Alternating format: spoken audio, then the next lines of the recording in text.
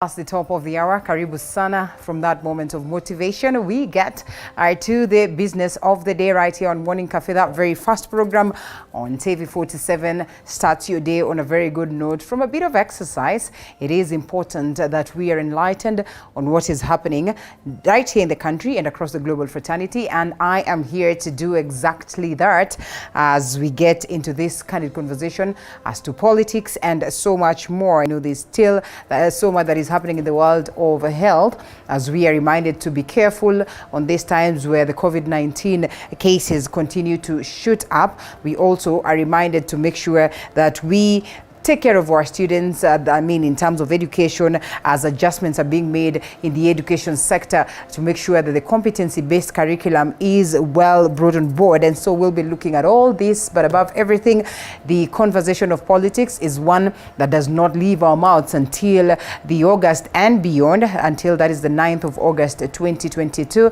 as it is about getting the next crop of leadership. And so we'll be looking at that. The games of campaigns, the conversations of the degrees that have gotten very many people having tough times, Sakaja as well, not making it or not finding it easy at this very point where, up until yesterday night, the conversation was on as to whether the Q reports should be received or not, and whether he is going to be on the ballot or not is a question of wait and see. And so as we get to this, we welcome you to be part and parcel of the conversation. As always, the hashtag is Morning Cafe at Linda_Lela TV47KE. This is how you get to interact with us as we continue to sample some of these comments that you will have dropped us. So let's get to this by, first of all, looking at what the papers detail this morning, and then we'll be getting to the stories that have been prepared by my team, and then later on introduce those that will be telling us or will be helping us decipher on these very stories. We have the Daily Nation, we have the People Daily, and the Standard newspaper. Once again, the program is Morning Cafe, and my name is Linda Alela. It begins right away. Let's take a look at the Standard newspaper as well as these other papers that we have this morning.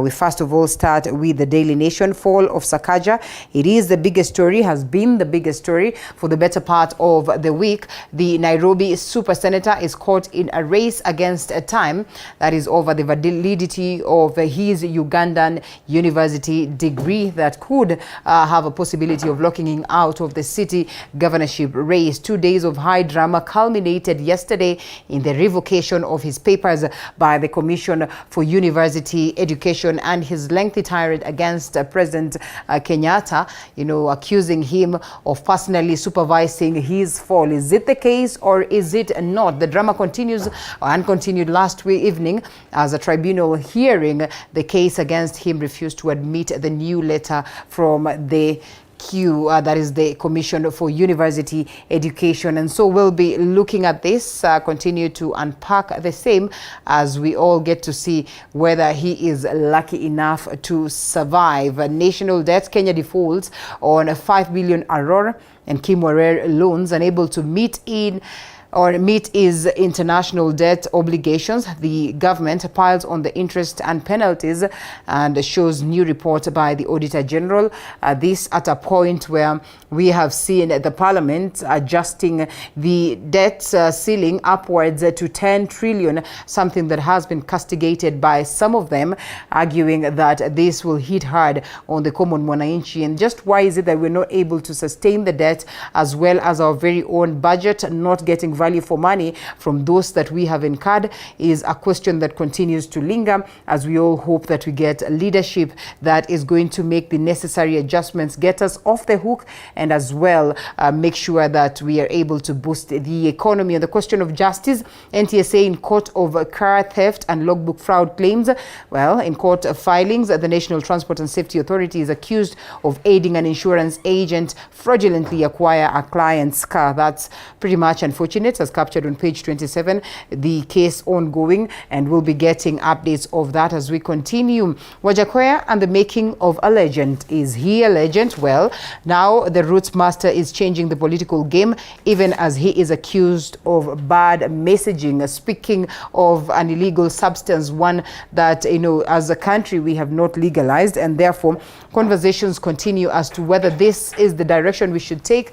Others then would argue perhaps it is time that we look at some of these matters that are crucial and have not been addressed for quite a while, underlying factors that really would require our attention. And so we'll be looking at that on this game of politics as it is on page 6, and we get to see whether indeed him, alongside their report that we are having this morning as pertaining to the 1 million votes that could threaten a poll, that is 1 million votes of those areas that really are not fitted with 3G network and could possibly be locked out in the polling or in the tallying process. That combined with what it is that Wajakoya would be gathering from what people have said, whether this then would get us to a point where we'll have a conversation of a run of 4 arrested as police step up hunt for Rungai felons.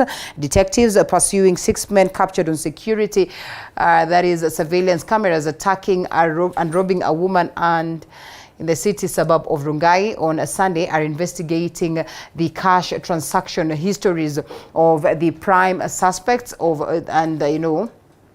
4 of whom are in custody while their leader remains at large. Preliminary investigations indicate that the criminal gang operates from Kawangware, as captured on page 10. We are all crossing fingers then that justice will be achieved for this lady. On the question of inflation, more pain as millers raise cost of unga. Just the other day, the cost of fuel hit up, as well as so much, in the household commodities that we enjoy today.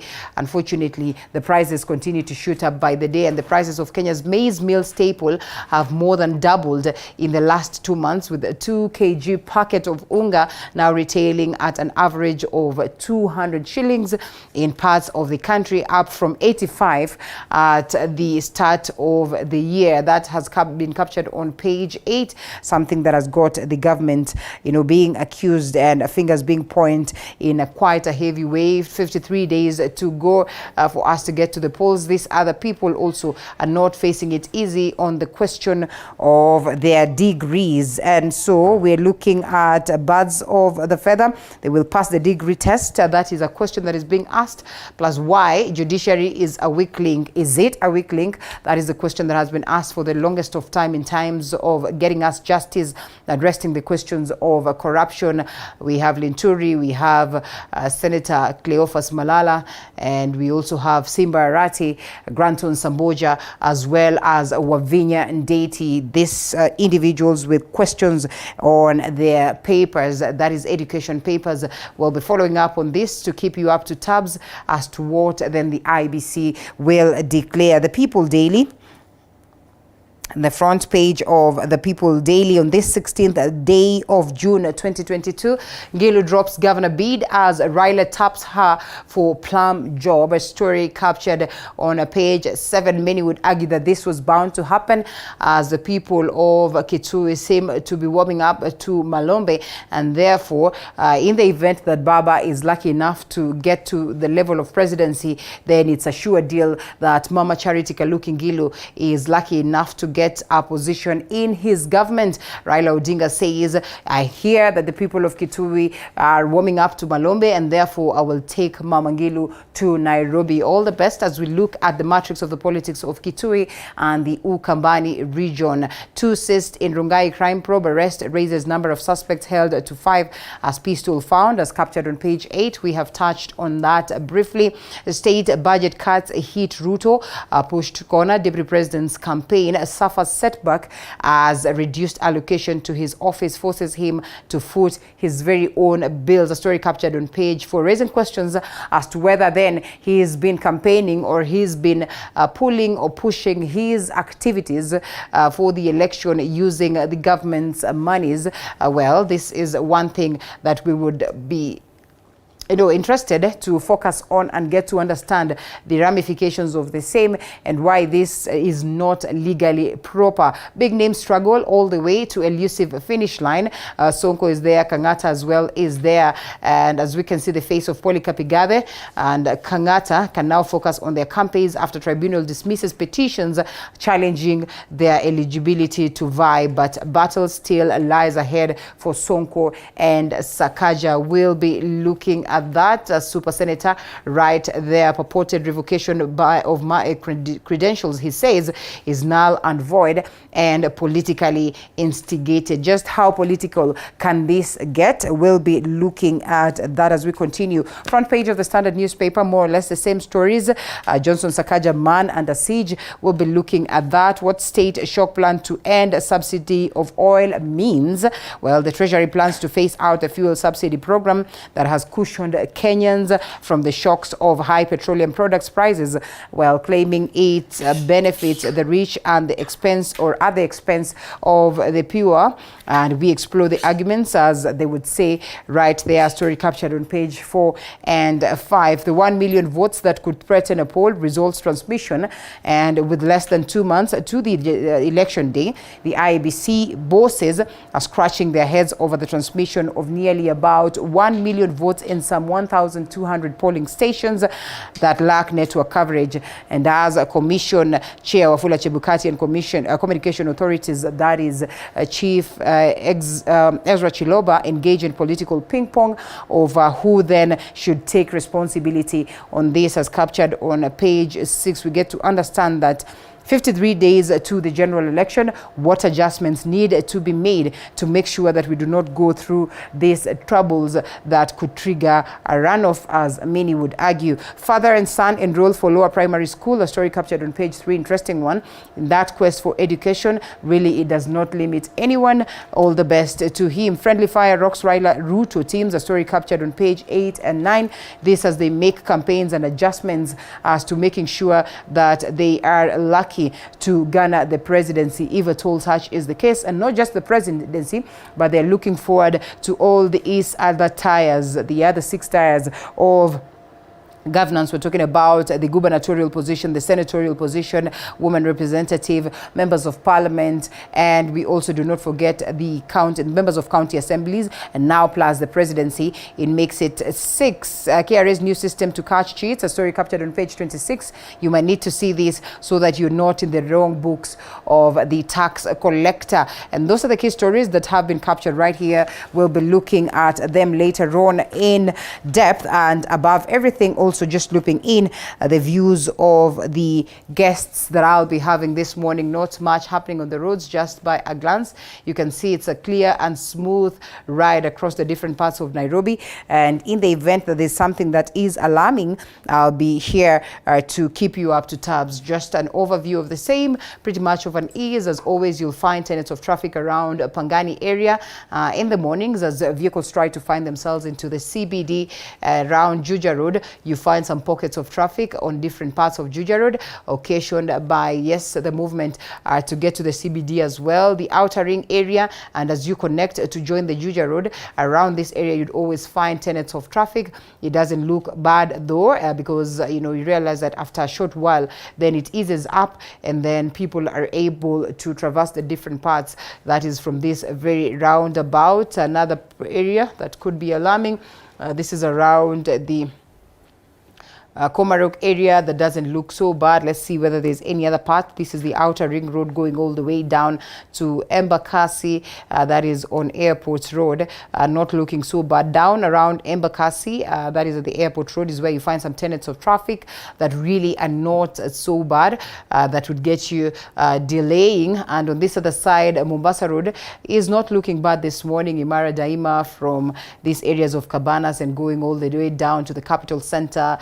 to the Samia Business Park, and all the way to the city, to the Nyayo National Stadium. It doesn't look all bad. On this other side, the southern bypass is also clean this morning. A bit of traffic somewhere around the Nyayo National Stadium roundabout, but it's not so bad. On this other side, Langata Road as well is looking pretty much good this morning as you connect to Mbagathi Way. That as well, you know, the roadworks ongoing, but it is not quite alarming. Dropping us down to Ngong Road, that looks good this morning. Around the State House Road, Dennis Bridge, all these areas are looking good this morning. Around the Yaya Center, no cause for alarm. Some bit of traffic somewhere around the Damsaked, but it's not so alarming. Oloitoktok Road down to these sides of Kileleshwa and Lavington, that is around the Lavington Mall on James Gishuru. It is all looking good, and bringing us up to these sides of Westlands.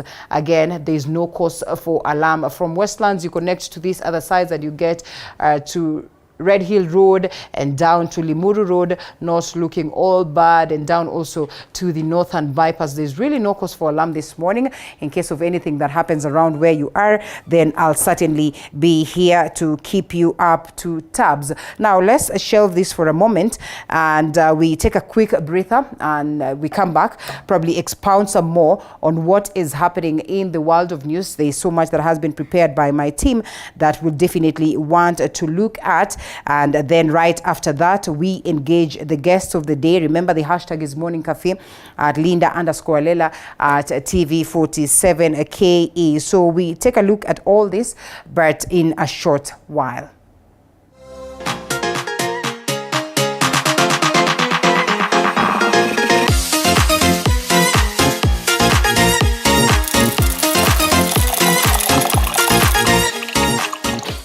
You are watching TV47, the home of untold stories. Despite being visually impaired, he is a jack of all trades. It is our quest to find answers on how to take care of children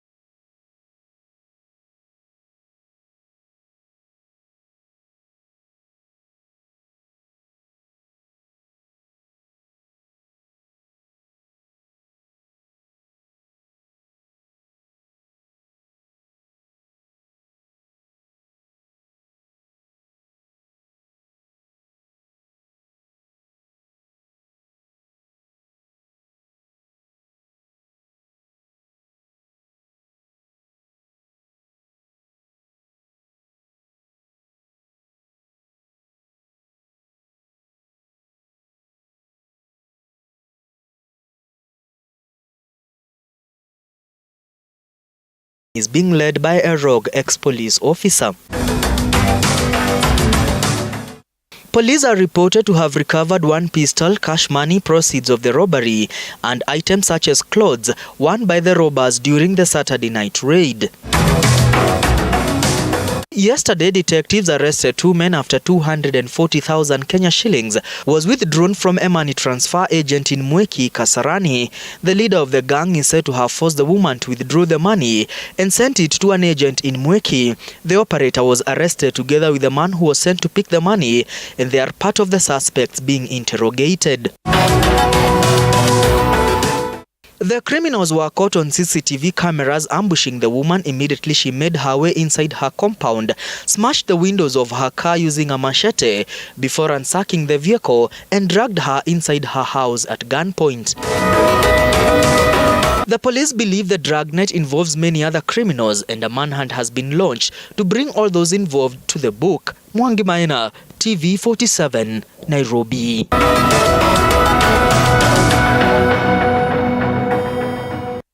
And Azimio la Umoja presidential candidate Raila Odinga pitched a tent in Ukambani region for the third day, where he continued to rally voters to vote for him in the August polls. The Ukambani succession politics dominated Raila's campaigns, and as Micah Gwongo reports, Raila endorsed Dr. Julius Malombe as Azimio Kitui gubernatorial candidate, urging residents to vote for him. As the clock ticks towards the August 9th general election, presidential candidates continue to intensify their campaigns across the country. The Azimio flag bearer Raila Odinga took his campaigns to Kampani region, pitching tent in Kitui County, where county's succession politics dominated the politics of the day. With Raila concluding his 3-day tour of the region by endorsing Dr. Julius Malombe's Kitui gubernatorial bid. Naona nyinyi hapa mmeamua ya kwamba mnataka gavana awe Malombe.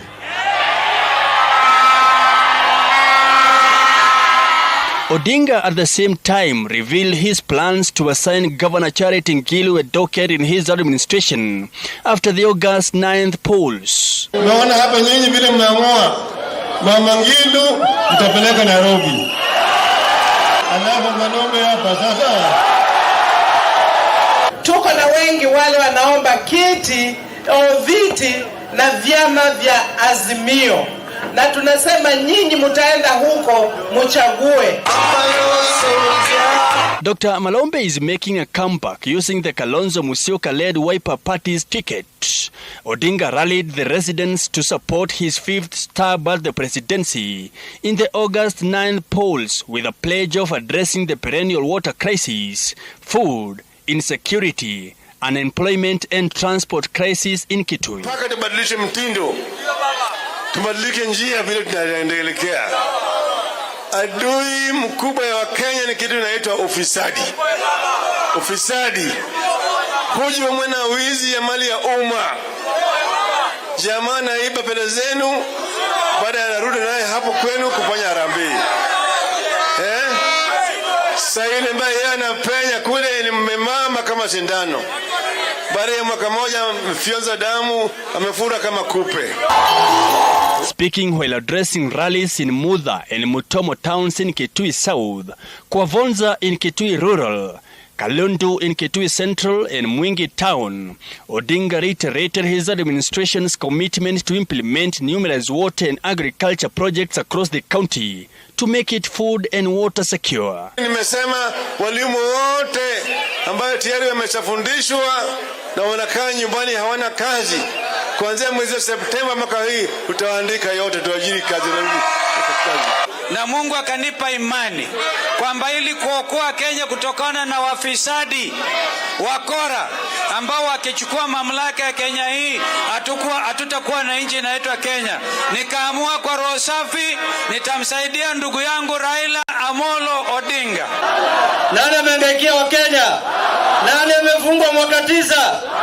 Nani ameleta demokrasia? Nani ameleta devolution? Nani ameleta katiba mpya? Nani ameleta Martha Karua? So you are a dependable leader. Wewe ni kiongozi. Tunajua kwamba ukisema unafanya. Mike Kagwongo, TV 47.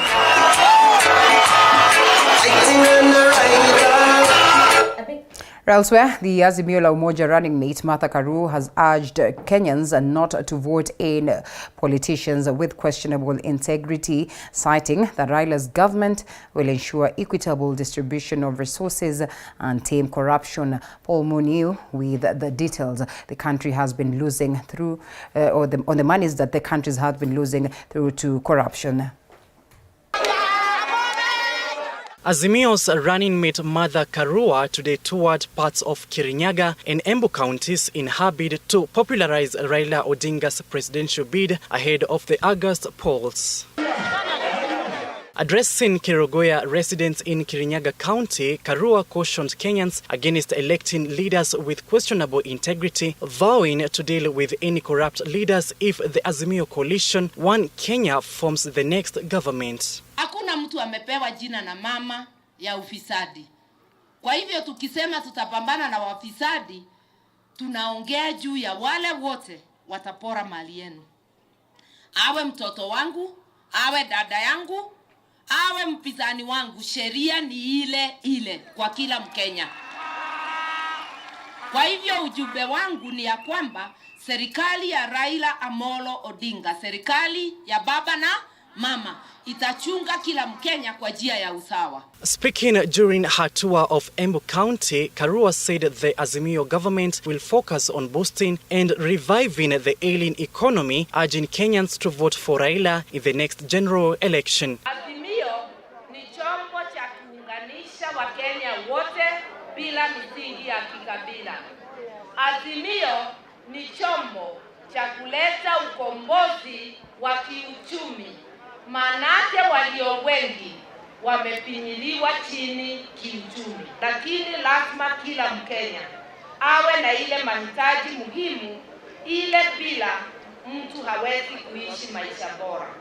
Mahitaji ya matibabu, elimu kwa watoto wetu, maji, stima, yale mambo yanakuhusu kama ni kilimo, huduma za kilimo. She promised meaningful reforms in the agriculture sector, which is the backbone of the Kenyan's economy. Tutaboresha kilimo isiwe mzigo kwa wakulima. Tutawatafutia soko, tutakuwa na mipango ya kutosha na kazi zitapatikana. Raila Odinga amesema kila county itakuwa na kiwanda mpya. One product, one county, one product. Hiyo kiwanda ni ya kupatia kazi wewe kijana. The Azimio Brigade is expected to intensify campaigns throughout the country less than 2 months to the general election. Paul Muniu, TV 47. Deputy President William Ruto now says President Uhuru Kenyatta and his handshake partner Raila Odinga are to blame for the high cost of living in the country. Addressing Kisii residents, the second in command said the Uhuru-led government has failed to cushion Kenyans from the high cost of living, urging Kenyans to elect him in the August polls to ensure a better country, as Paul Kirobi reports. Deputy President William Ruto now says President Uhuru Kenyatta and his handshake partner Azimio flag bearer Raila Odinga are to blame for the high cost of living experience in the country. Addressing residents of Bonchari and Suneka areas in Kisii County, the second in command urged Kisii residents to vote for him in the August elections, promising to change their lives for the better. He accused the government of political witch hunt, citing the case of Kerecho Brewery's founder, Tabitha Karanja, who is eyeing senatorial seat in Nakuru County. Wanataka kufunga mtumba, wamefunga kampuni ya Keroche, wanataka kufunga kanisa, wako na shida na sadaka. Hatutaki kuingilia IABC. It's an independent constitutional organ, and it has the right to clear candidates and to give them certificates to run. Hamwezi kuanza kupiga simu kwa taasisi mbalimbali kwa nchi jirani kuuliza kama certificates za watu ziko genuine ama hapana. The DP at the same time accused the top government officials of plotting to rig the August polls in favor of Raila Odinga. Iko deep state ambayo mimi sijui kama deputy president. Iko system ambayo mimi sijui kama deputy president. Mimi nataka niwaambie, tafadhali muniangalie vizuri. Nyinyi mkiniona nikisimama hapa, mimi ninakaa mtu ambaye anaweza kuibiwa kura. Tomorrow, the Kenya Kwanza Brigade will continue to pitch tent in Kiambu County and Kisii County. Hata kazi biashara kubwa kama ya Tabitha Karanja ya Keroche, hiyo pia ni kazi. Muache kufungia watu wetu biashara ati ili waende kwa kuzimia. Tabitha Karanja liwe liwalo hata ingia kuzimia.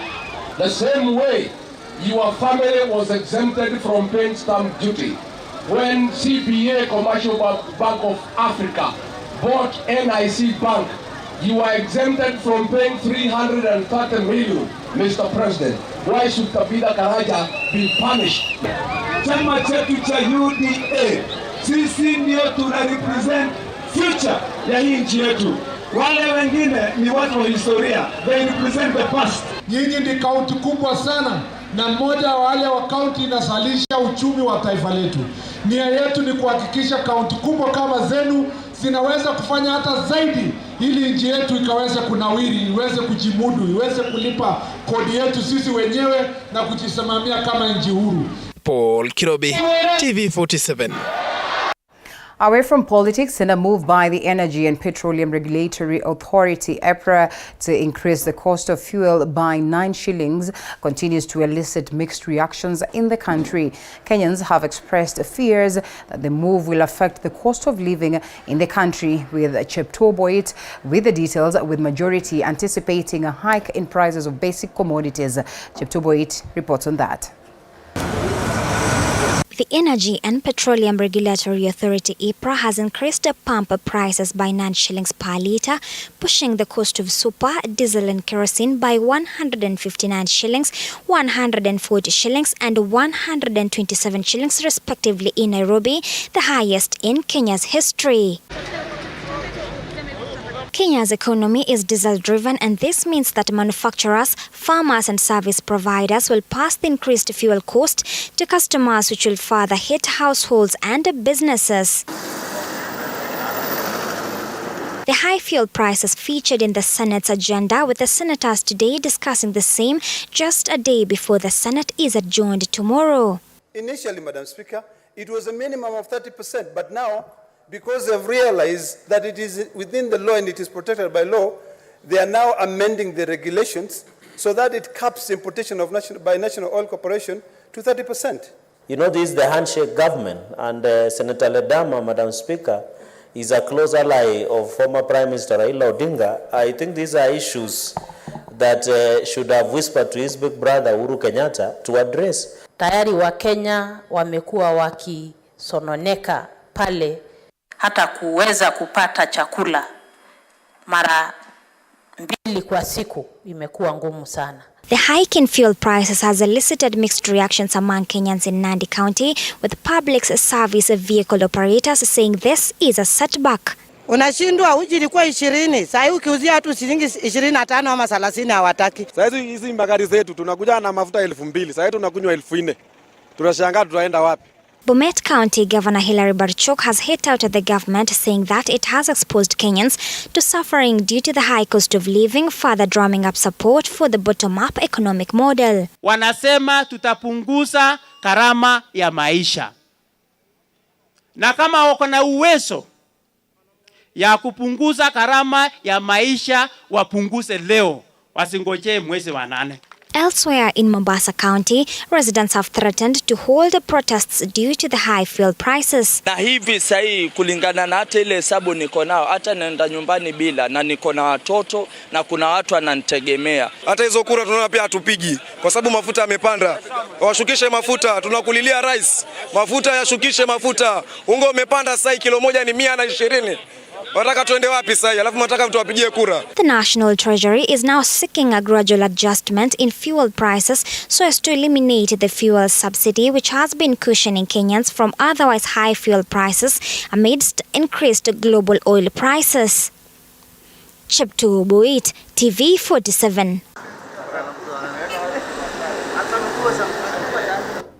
Well, thank you, Chepto, for that very story that as well forms the basis of our conversation this morning. And it's on this very point that I take a short break. We'll be coming back with more, including joining, the guests that we'll be having as we get to these conversations on that very one and so much more in terms of politics after this break.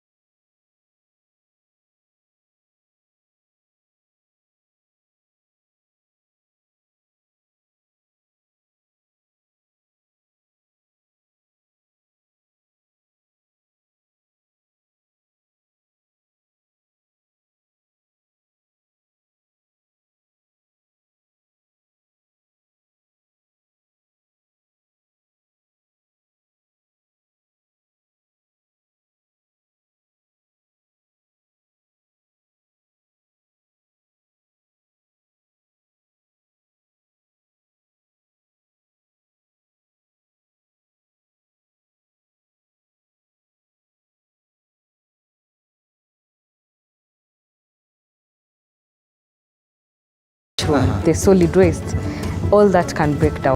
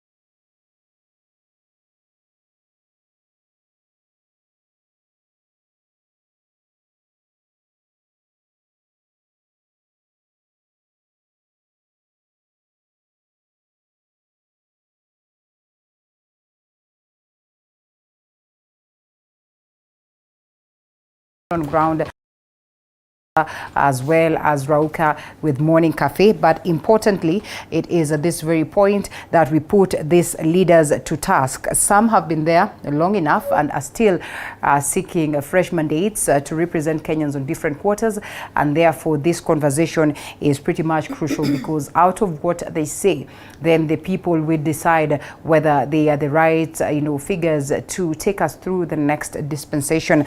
I am delighted to have Mwendega Tabakindi, Governor candidate, Kiambu County. It is an honor to have you, Madam. Thank you so much for always creating time. Still under the Safina Party, or we? Yes. Yes, still under the Safina Party. You know, politicians can be something. Today, that is true. Yes, you realize that they say, oh, I decide to go independent again, and you wonder at what point. And right next to her is Wakili Ndegwa Wahome, Speaker of Nyandarua County, also gubernatorial position aspirant for the same county, and we'll be getting to hear some more in regards to what he promises the people. It's a tight race. I was watching the television the other day, and they were, you know, unpacking the possibilities of who's going to take it up in Nyandarua County. Not pretty much of an easy one, and you're facing titans for that very matter. Wakili, your prospects? Thank you, Rita, for this, and I'm happy to be here again. It is tight as usual, but for us, our vision for the people of Nyandarua is very clear. And as we have said, is that among the candidates, I am the one who is entrenched on issues of Nyandarua. Yeah. I have the longest experience in Nyandarua as a lawyer and a speaker for a total of 25 years. So unbothering the issues of Nyandarua and giving real solutions to the same is very clear. And as I said the last time, when you fight corruption, because corruption is the main issue in Nyandarua, when you fight corruption, there will be enough resources for the people of Nyandarua. Yes. And when they put that onus on me, they are looking at prosperity. That's true. Yeah. Okay, well, and the chairperson of Azimio Young Tax is with us this morning, Jaoko Oburu Odinga. We see you, we see Baba. And so on behalf of Baba, speak to us and tell us, you know, what then the Azimio government seeks to do. I know we have the manifesto out there. As he says, Nyandarua's biggest problem is corruption. I think the nation's biggest problem is corruption. Oh, good morning. Good morning everyone. to you. Thank you very much. Yes, you know, as chair for what we call Azimio Young Tax, we have three key objectives which we actually have reasons why we're supporting Baba's government actually. Right. One is we want inclusivity for women, youth, persons with disability, on opportunities, you know, when you're talking about employment, when you're talking about like AGPO, you know, this one has been there.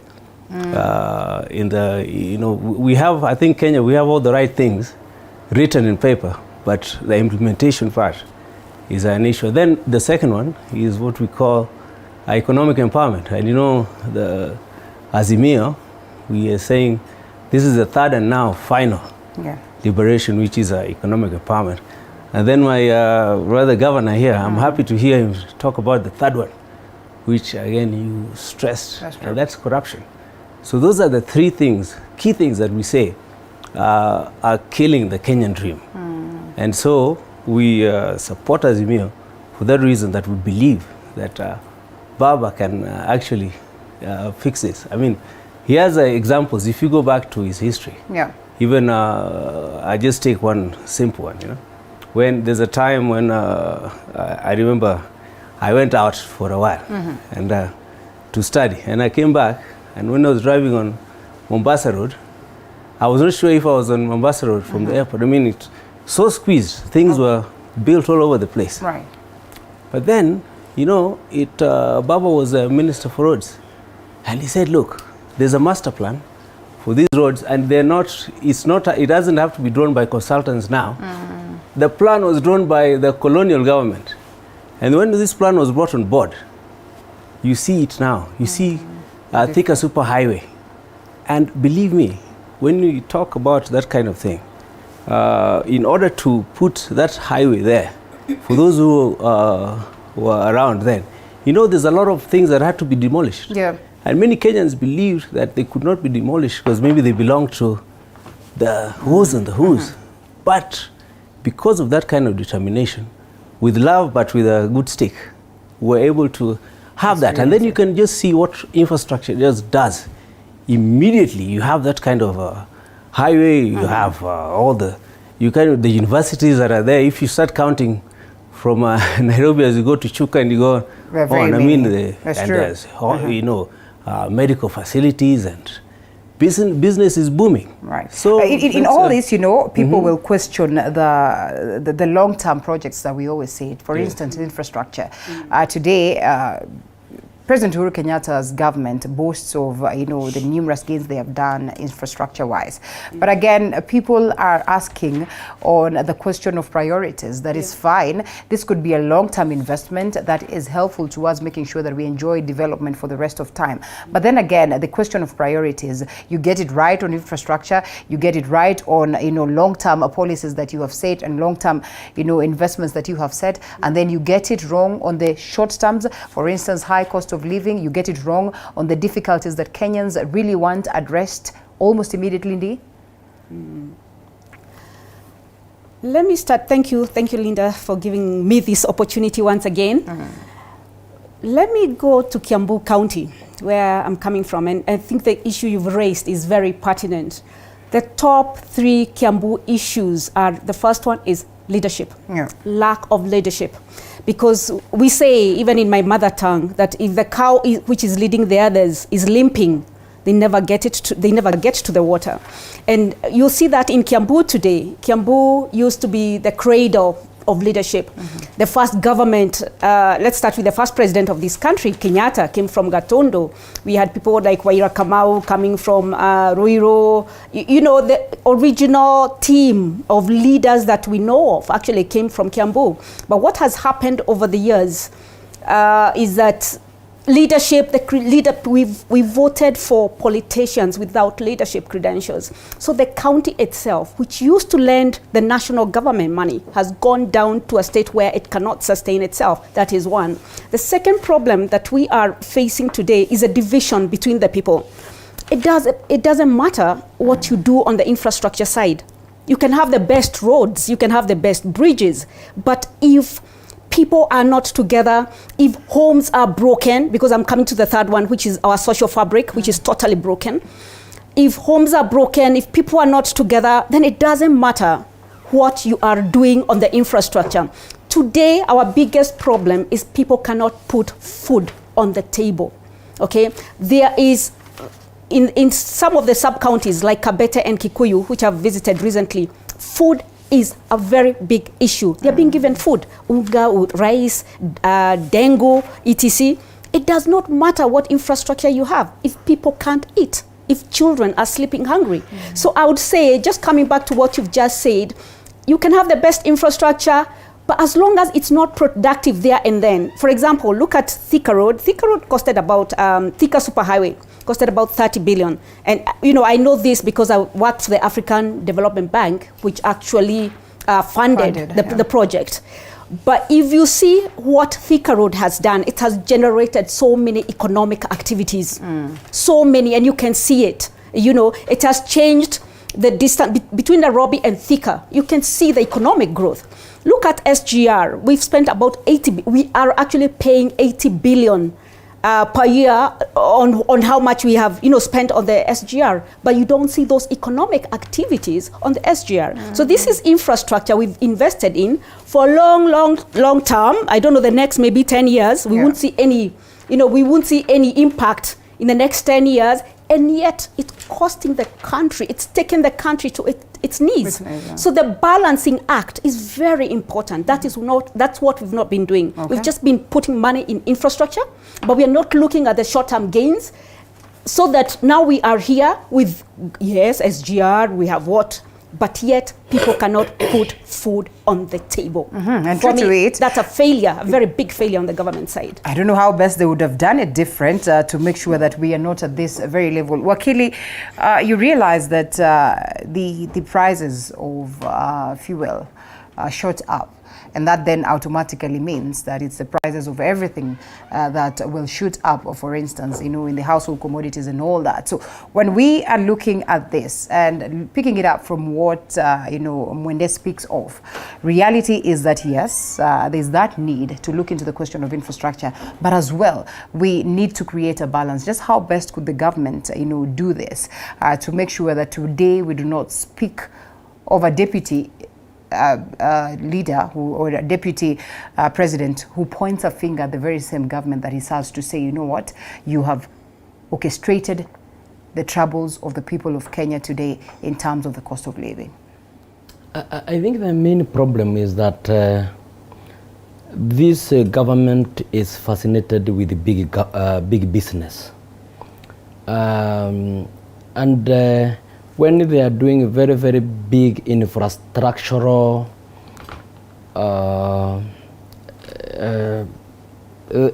things, like the major roads, the railways, the airports expansion and everything, and those, all of them are very good. But you cannot forget the basics. Like when my sister here is talking about people sleeping hungry, in Nyandarua alone can feed this country. But then we are not able even to provide certified clean seeds so that the farmers in Nyandarua are able to produce at the optimum. You will find that the waters are all over this country. But to be able to manage those small irrigation schemes so that these farmers, those at the grassroots, at the bottom there, that they are able to manage their lives and even extend there is a spillover to the rest of the nation, is a very, very big problem. And also Kenya, production now today in Kenya is almost zero. So we are importing everything. And therefore, jobs, there are no jobs. Like now, Rida, in a place like Nyandarua, we produce about that 5% of the potatoes in this country. There is no value addition at all. And when you look at although there is a problem with the county government, but even in the national government, if it finds that the county government has failed, then it should do something to be able to harness the potato crop, so that there is the optimum production, there is value addition, and that the people of Nyandarua have some little money, and this extends to the rest of the country on those areas of advantage that they have, either in agriculture or livestock or otherwise. So at the end of the day, I don't really understand what happens. If you look at the Jubilee blueprint, the Jubilee manifesto, it is very clear on those simple things, ICT, to expand the ICT space for the youth, and now therefore allow growth. But at the end of the day, the blueprints are there, they are very good, but implementation is zero. So what I would want to say about this Jubilee government, which I'm part of, is that we are very good on paper, but zero in implementation. That's quite unfortunate, and we'll be unpacking that some more. Oburu, you say that it is time that we speak of inclusivity. Perhaps this government, the houses, both houses, you know, in the very same, we have seen the highest number of representation by the women, highest number of representation by young Turks historically. And there have been lots of fears and questions as to what exactly you know, this people bring, or this crop, or this side of gender then brings in terms of substance. How then do you convince the Azimio One Kenya government, in the event that it sails through, that indeed there's going to be a change? This parliament goes down in history as one of the parliaments that really did not present so much of substance based on statistics in terms of the debates and all that. And we saw young Turks inside there. Do you suppose these are the right leaders that we really want, in as much as we say that the future is youth? Oh, thank you. Thank you. I think it's very important to look at the foundation of anything. I like what my sister saying about we talked about, when we talk about the moral fiber of our nation. If we do not get that part right, then anything else we do is like you take a shower and you keep putting on the same dirty clothes. In this year, I remember in January, and that was just before Baba's birthday. And by the way, Kenyans did Baba very proud. You know, we've set a Guinness Book of World Record. Oh yeah? 137 cakes cut in the same hour, same minute for one person. Ever. It's a big deal. It's never been done. It's the Luo with these Kenyans. It was fantastic. So now we, as young Turks, this year, we said we were going to do something different. Because I myself, as a Jaoko, I've been involved in campaigning for Baba actively since 2007. And we formed different lobby groups. Once we had Western Kenya for Raila, Nairobi for Raila, then we had Fora, Friends of Raila, and last time we did NASA Young Turks, Bado Mapambano Movement, all these things. And we said, look, we're chasing after all this, but there's something that is missing. What the foundation of leadership even if you look back through history, is always on the church, on religion. Even a leader, when governor, maybe, and good lady, when you're going to, once you win, you're going to take that Bible and you're going to swear on it. But we found that what we are missing in all these things that we're doing, even ourselves when we sit every day, is that we never go back to God to help us bring the right leaders, help us bring all the right, even when we were talking about inclusivity now, talking if we take ourselves and we just go with the same mentality now of that is in Kenya, which is like we missed the ball somewhere. On your marks, get set, and we're running. We took off before the gun went off, and that is where we are. So we went back, and actually in our office on Riverside, we pray every week. Okay.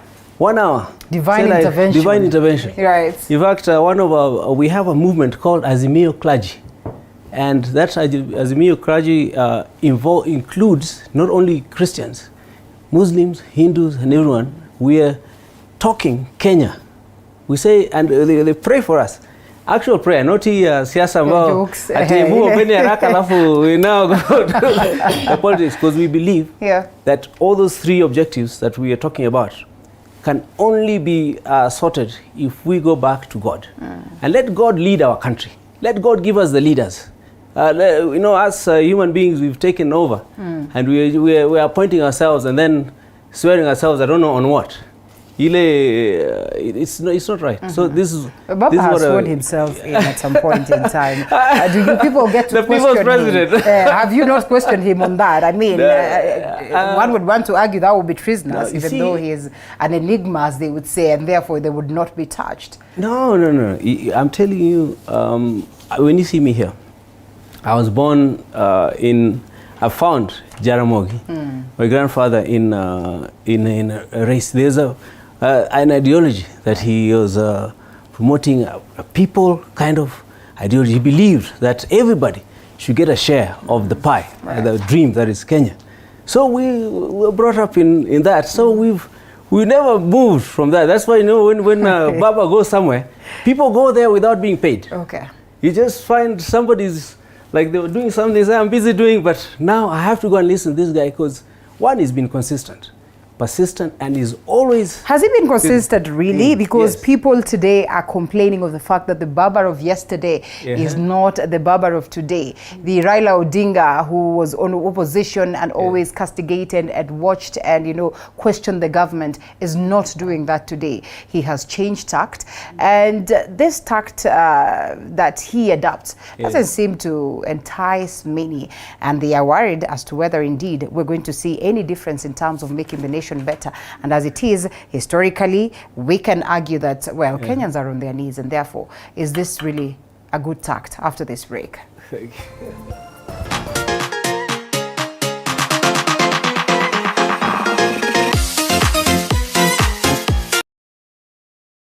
Despite being visually impaired, he is a jack of all trades. It is our quest to find answers on how to take care of children with special needs and those with disability.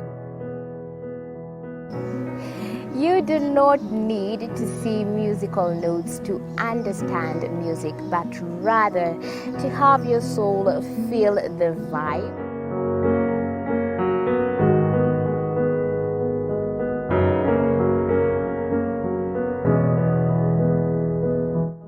Actually, for us to make a wheelchair, we have to take measurements of the user. After doing my assessment, I get to know the parent, I get to know the heaviness she's carrying.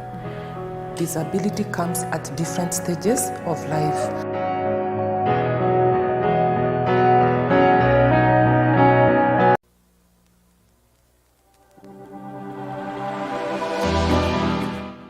Well, do you know what's happening around you? Morning Cafe with heated political debates. Baraza la Siasa. Hiyo kitu azungumzie, angalie hali ya maisha ya watu. Informative health discussions. Business. Farming. Tasty Wednesday Fitness Thursday, and Feel Good Friday with amazing DJs, celebs, waimbaji, kuna comedians, alafu kuna wajinga, and music bands every Monday to Friday from 6 a.m. to 9 a.m.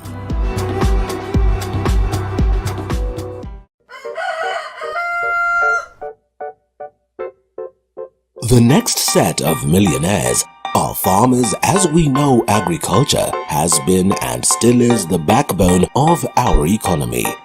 As we traverse the different counties to meet different farmers, we ensure to get the story of how they started farming and even how they continue to penetrate the market and overcome the challenges. Hapa, the reason why nilieka goose na si ducks. Goose, they are very easy to maintain. A lot of farmers keep on calling, inquiring whether you're supposed to raise some seeds in the nursery or you're supposed to do them directly in the field. The greenhouse helps us control the temperature because the temperature needs to be between 28 to 32 degrees. Walk this journey with us every Sunday at 6:30 p.m. It's no secret, construction ain't cheap. But how do we make it affordable? Different individuals are finding ways of cutting down cost by use of pre-stressed slabs other than reinforced concrete, recycling plastics to make pavers. The brick is stronger, it's cheaper, and it's lighter. And recycling wastewater in your household. What happens to my waste from the washroom, the solid waste? All that can break down. Those are just but a few. Every Tuesday at 7:30 p.m. we talk construction.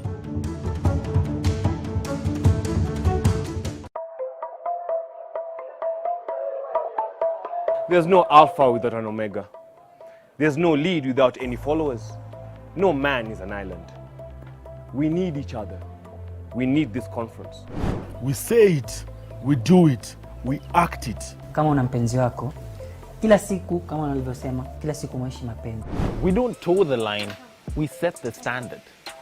We don't eat the grass, we lead the pack. As an alpha male, you're also a leader. Not just women, friends and family, but to everyone else you've never met before. We are the beauty, the spice and the brains. The men's conference where men become alpha males. And you can catch us every Wednesday at 10 p.m.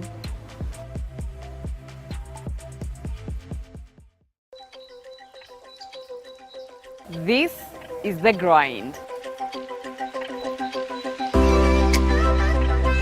Only those who will risk going too far can possibly find out how far one can go. T.S. Eliot.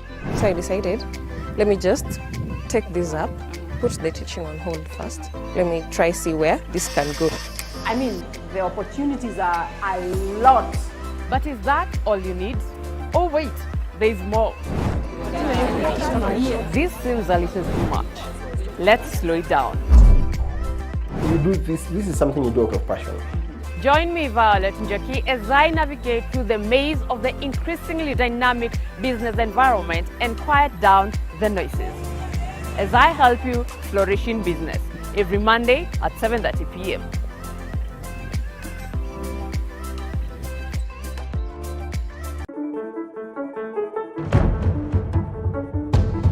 It's no secret. It has been occasioned by politics. They say it is the bloodline, it is the mother's milk of every activity in the nation. And therefore, as we talk the high cost of living, we peg that to politics, we peg that to poor leadership, and we engage these leaders just to see what difference they bring or they promise to bring in the event that they are elected to specific, sections or the specific angles of leadership. And in studio still with me is Mwendega Tabakindi, governor candidate, Kiambu County under the party of Safina. And we also have Wakili Ndegwa Wahome, Speaker Nyandarua County, as well as gubernatorial aspirant for the same county. And also in studio, Jaoko Oburu Odinga, chairman of Azimio Young Turks. Somebody is asking me, Uliza Jaoko, yes, your dynasty. Yeah, the battle is about dynasty and all that. So here we are, Jaoko, you have to face this one. Yeah. And then we also have finally joining us Karaoke Njiri, who is a lawyer, but as well deputy aspirant, or deputy governor. Yes, that is for Murang'a County under the Safina Party. That is under Dr. Moses Mwangi. It's an honor to have you. Karibu sana as we get to this conversation. Thank you. You know, there's a lot of deputy and deputy running mate. He's actually the running mate of Dr. Moses under the Safina Party. And it's about the politics at the level of the grassroots. It's about devolution, which is very crucial. The Huduma number, so perhaps we'd be celebrating one of the brains behind the Huduma number, pretty much doing well. But you know, this risks not being successful in the event that we do not get devolution right. And while people at the level of the counties argue, you know, courtesy of Huduma number, they've been able to get lots of services.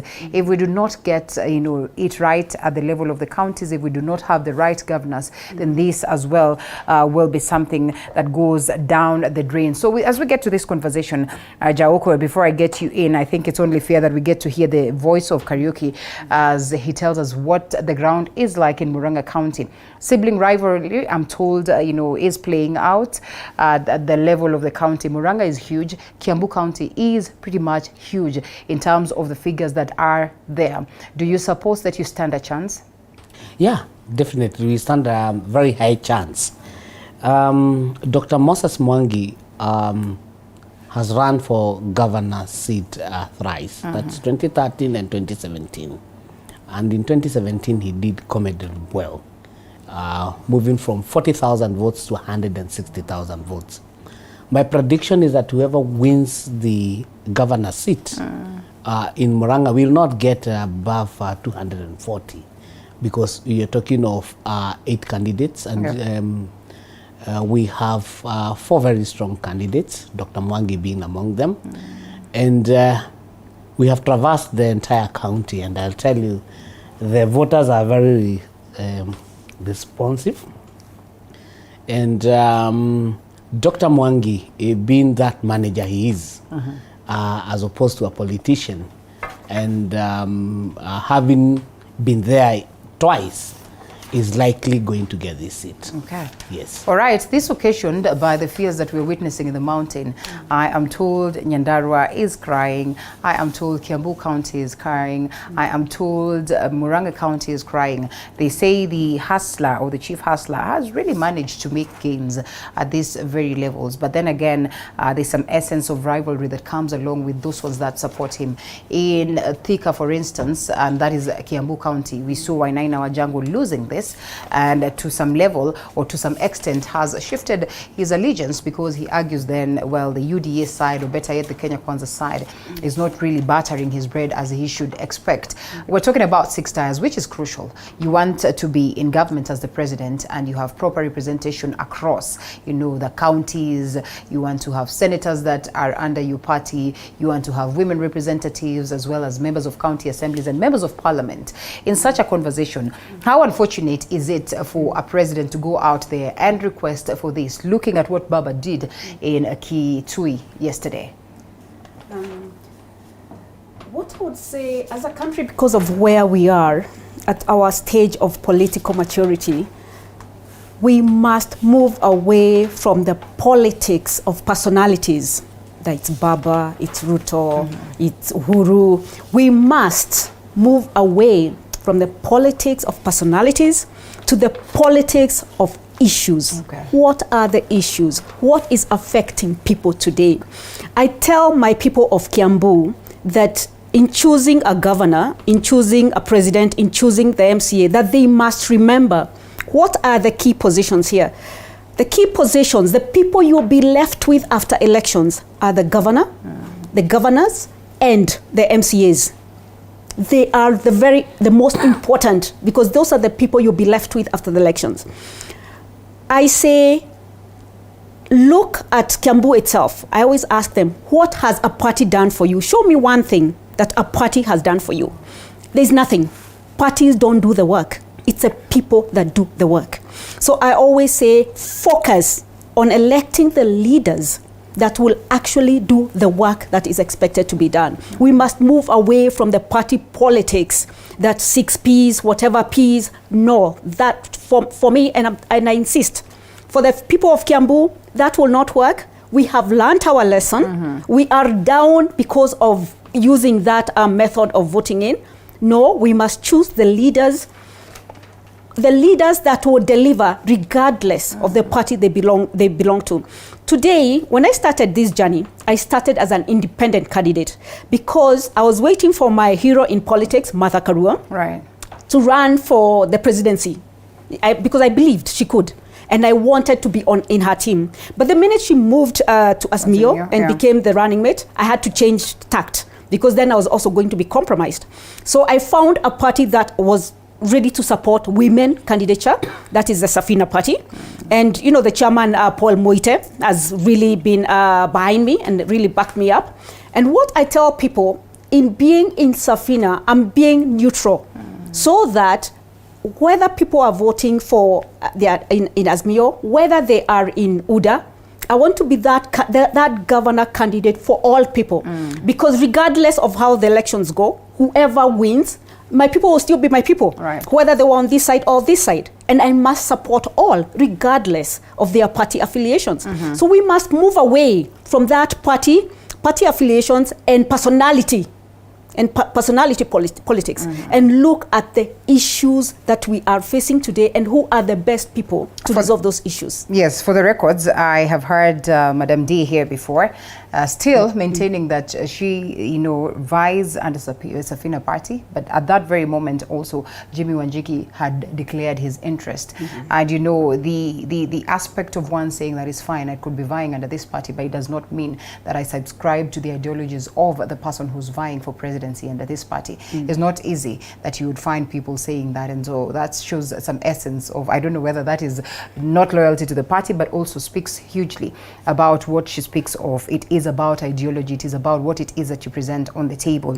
And we shelve that for a moment and we come to Nyandarua County. Such is what is playing. And even on the papers this morning, they speak of a friendly fire rocks Raila Ruto teams, a story captured on page 8 and 9 of the Standard newspaper. And in this friendly fires, therein lies the question of, come vote the 6th tire, come make sure that it's Azimio all through. But it is even tougher for Kenya Kwanza because this is not a coalition party. It is a coalition of parties. So it will be hard to probably get the deputy president coming to Nyandarua to endorse you in as much as you are a staunch supporter, Wakili. Okay, thank you, Rita, for this. I think to get to the ballot, you have 2 ways to it, and there are those attendant requirements.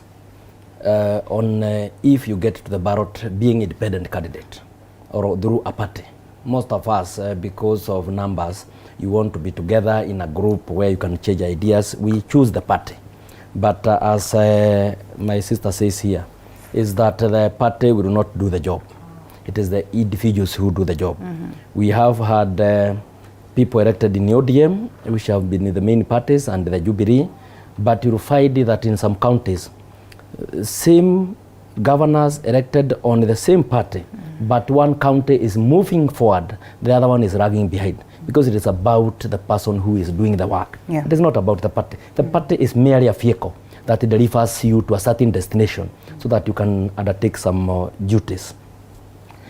What is happening now, it's very unfortunate. And I would say, like in the case of Nyandarua and maybe in the Mount Kenya region, where we came into a coalition under the Kenya Kwanza coalition, about 8 parties. We expected in that coalition that our presidential candidate is the deputy president, His Excellency William Samoei Ruto. But again, when the UDA brigade comes to Nyandarua and tells the people of Nyandarua that they want people elected on UDA from the president to the MCA, that is an insult. It is rude and we don't take it kindly. Okay. And definitely, you would not expect me to campaign for anyone when that is the kind of sentiments that You're are not coming. about to back off on the very last minute. No, Wakili. We are only 53 days. What we are saying is that respect is two-way. If you don't respect you, I don't respect. So if will you you don't shift respect gears to me, this other side? I don't respect you. No. What we are saying is that we are going to communicate with the people of Nyandarua directly and forget the outsiders who are coming to Nyandarua. What we are saying is that in our alliance of Kenya Kwanza, we are talking about bottom up. And what we are telling the coalition leaders is that when we agree on the national leadership, all of us coalesce and galvanize around the national leadership. But when it comes to the counties, let the people of that county decide. In any event, our mission is the same, unless we are being hoodwinked and taken advantage of. So therefore, we are sending very clear warning and very clear signals. We are not escorting anyone.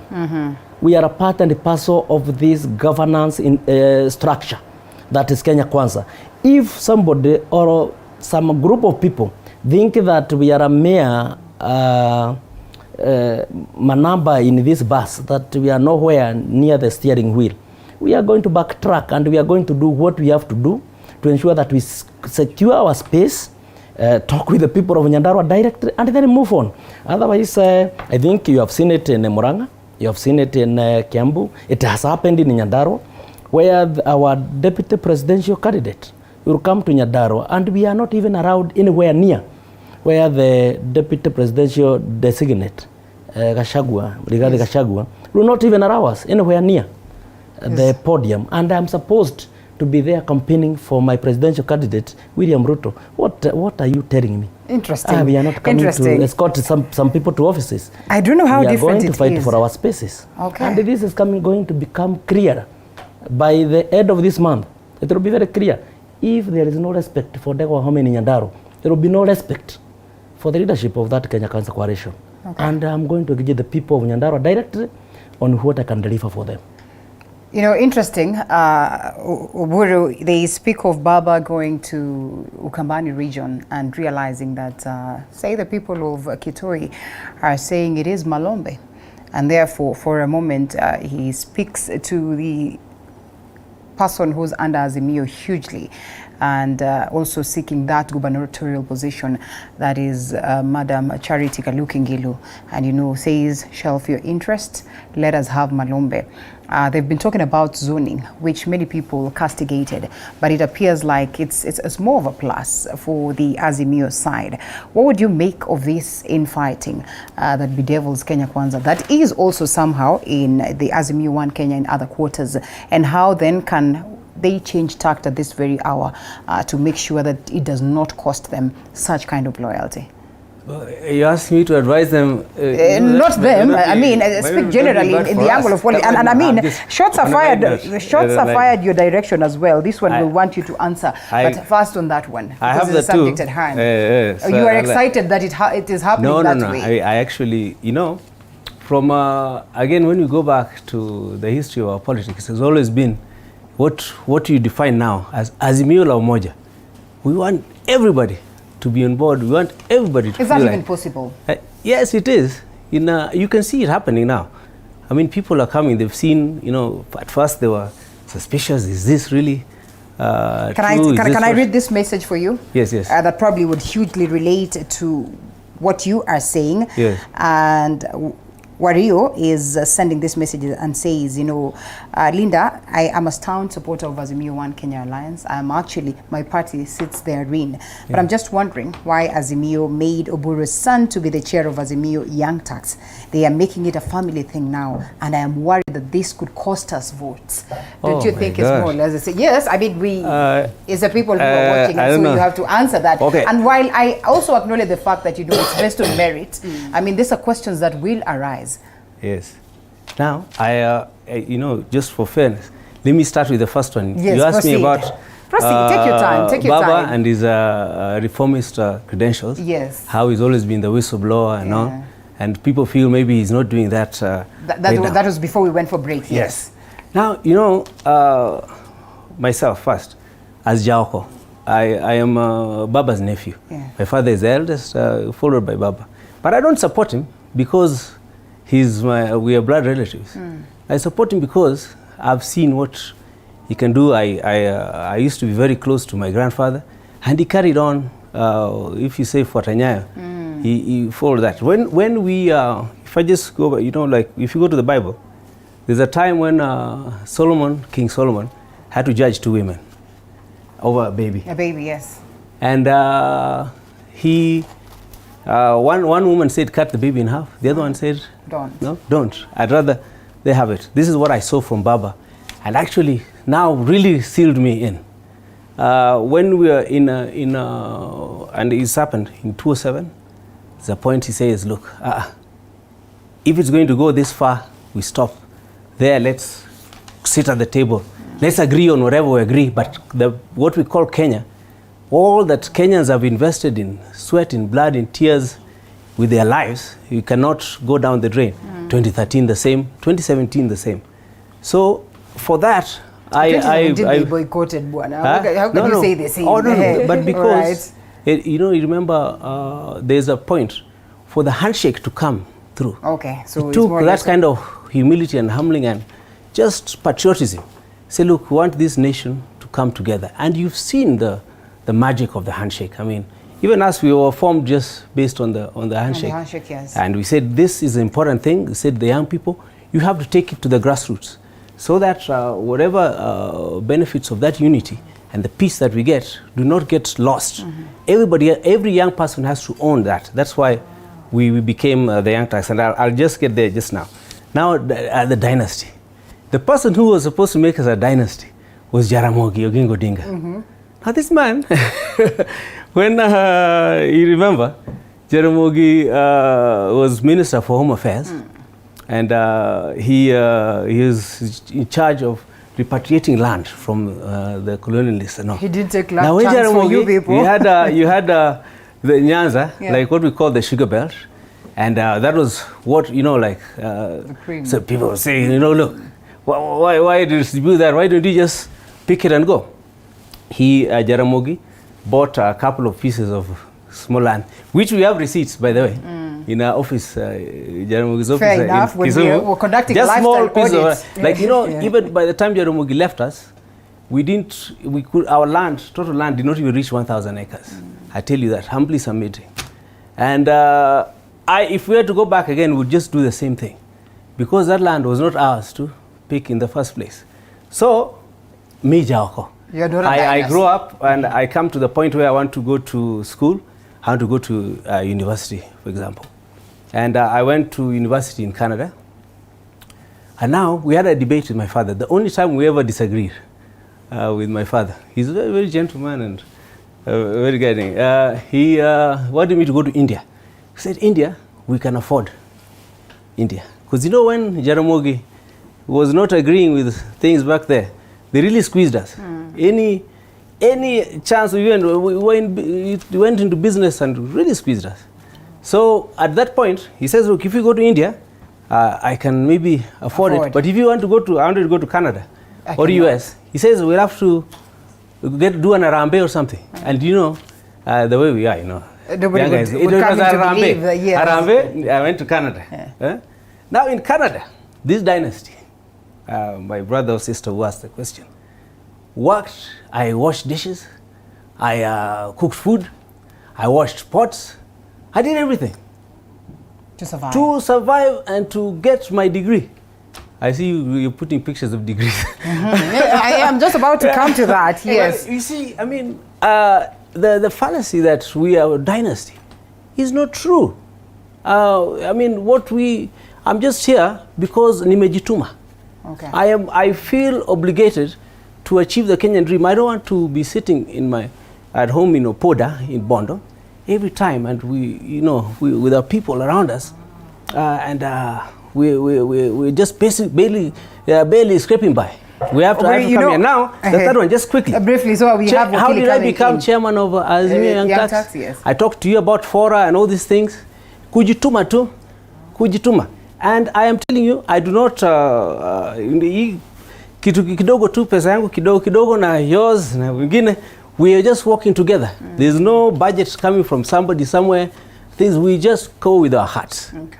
There's no one made me chairman of Azimio Young Turks apart from Zach Kinuthia, who we co-chair with, yes, and Solomon Kuria, and IG Ngugi, and Janet Rutuku, and Fred Makajos. These are young guys. So these are frequents of this show. So I'll ask them to do their hand in Monday here. Yeah? Yes. And remember, we had Central, Kenya came to Bondo in our home, and with the elders, they met. They said they want to seal the handshake, and we happened to be invited as young people.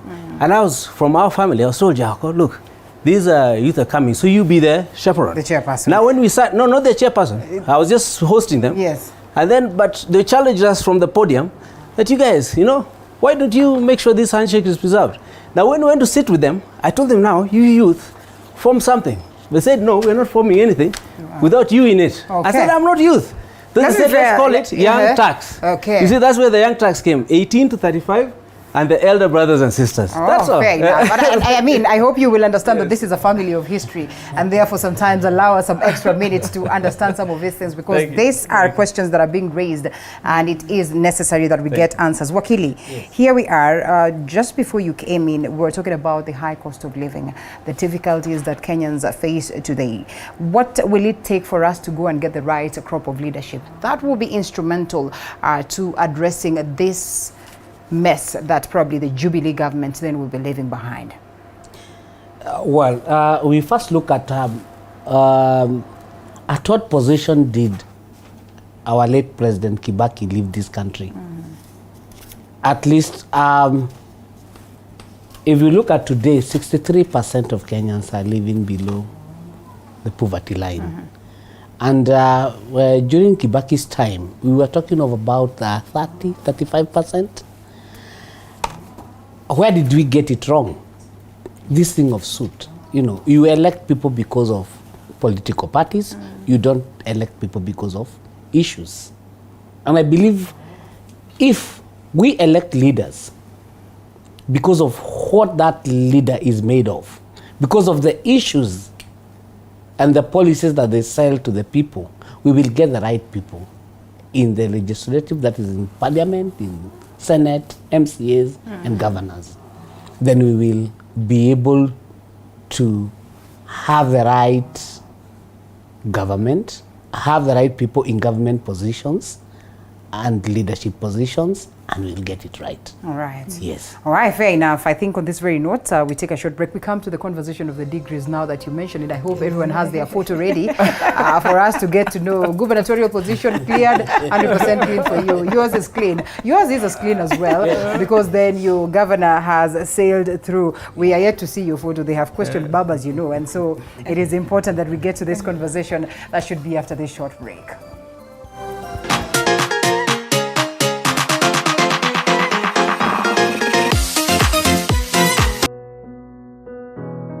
Despite being visually impaired, he is a jack of all trades. It is our quest to find answers on how to take care of children with special needs and those with disability.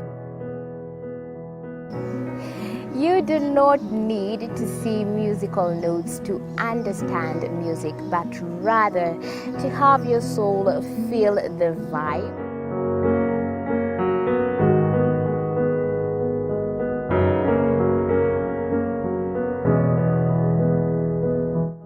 Actually, for us to make a wheelchair, we have to take measurements of the user. After doing my assessment, I get to know the parent, I get to know the heaviness she's carrying. Disability comes at different stages of life.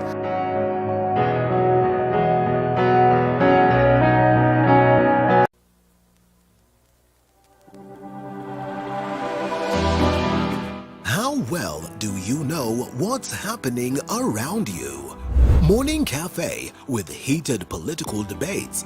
Baraza la Siasa. Hiyo kitu azungumzie, angalie hali ya maisha ya watu. Informative health discussions.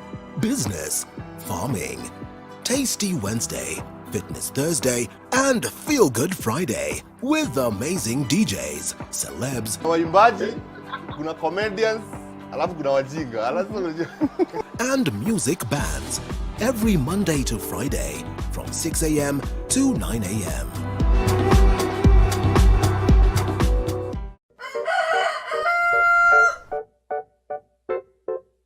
The next set of millionaires are farmers. As we know, agriculture has been and still is the backbone of our economy. As we traverse the different counties to meet different farmers, we ensure to get the story of how they started farming and even how they continue to penetrate the market and overcome the challenges. Hapa, the reason why nilieka goose na si ducks.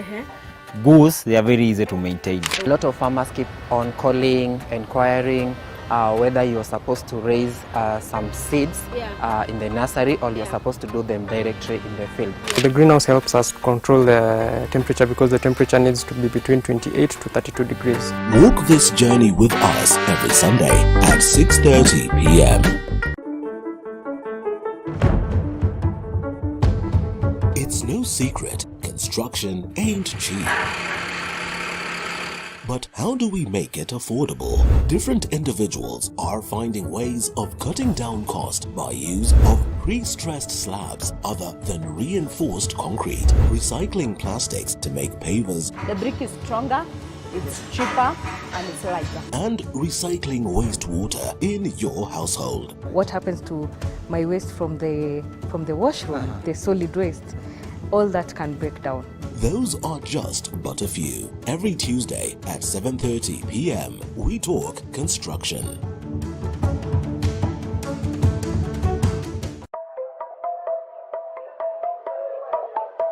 There's no alpha without an omega. There's no lead without any followers. No man is an island. We need each other. We need this conference. We say it. And equally very important that we talk about the preparation of IABC, because when we're talking about the IABC, it speaks of your votes, those ones that you seek to get in Kiambu County, as well as Muranga, as well as Nyandarua, most importantly across the country for the Azimio Young Turks, because they want Baba to secure this. But above everything, it is about us, because it's about me as a Kenyan, as a voter, and therefore I really want my vote to count. And if it has to count, it has to be a free and fair process that should be guaranteed to us by the Independent Electoral and Boundaries Commission. Here we are. Do we really need to speak much about Johnson Sakaja, who's really not facing it right? And when we're talking about Johnson Sakaja, we're talking about very many other individuals that are, fighting to survive these tides. Malala, we have Linturi, we have Simba Arati, we have Granton Samboja, we have Wavinya Ndeti, and so many more. One would want to argue that if you know that this is what the Constitution dictates about, a certain position, and you want to go vie for it, you should have your papers in order before you get to face the IABC. What is this that is not so clear about these conversations of degrees? That here we're told Sakaja is safe, the next time he's not safe, and we are in this hula baloo and ping pong as to whether he survives or not. It's interesting time. We are going through interesting times. But let me step a little bit back to the question you asked. You asked my colleague here about dynasty. Just to read what a dynasty is, because in Kenya we use that word a lot.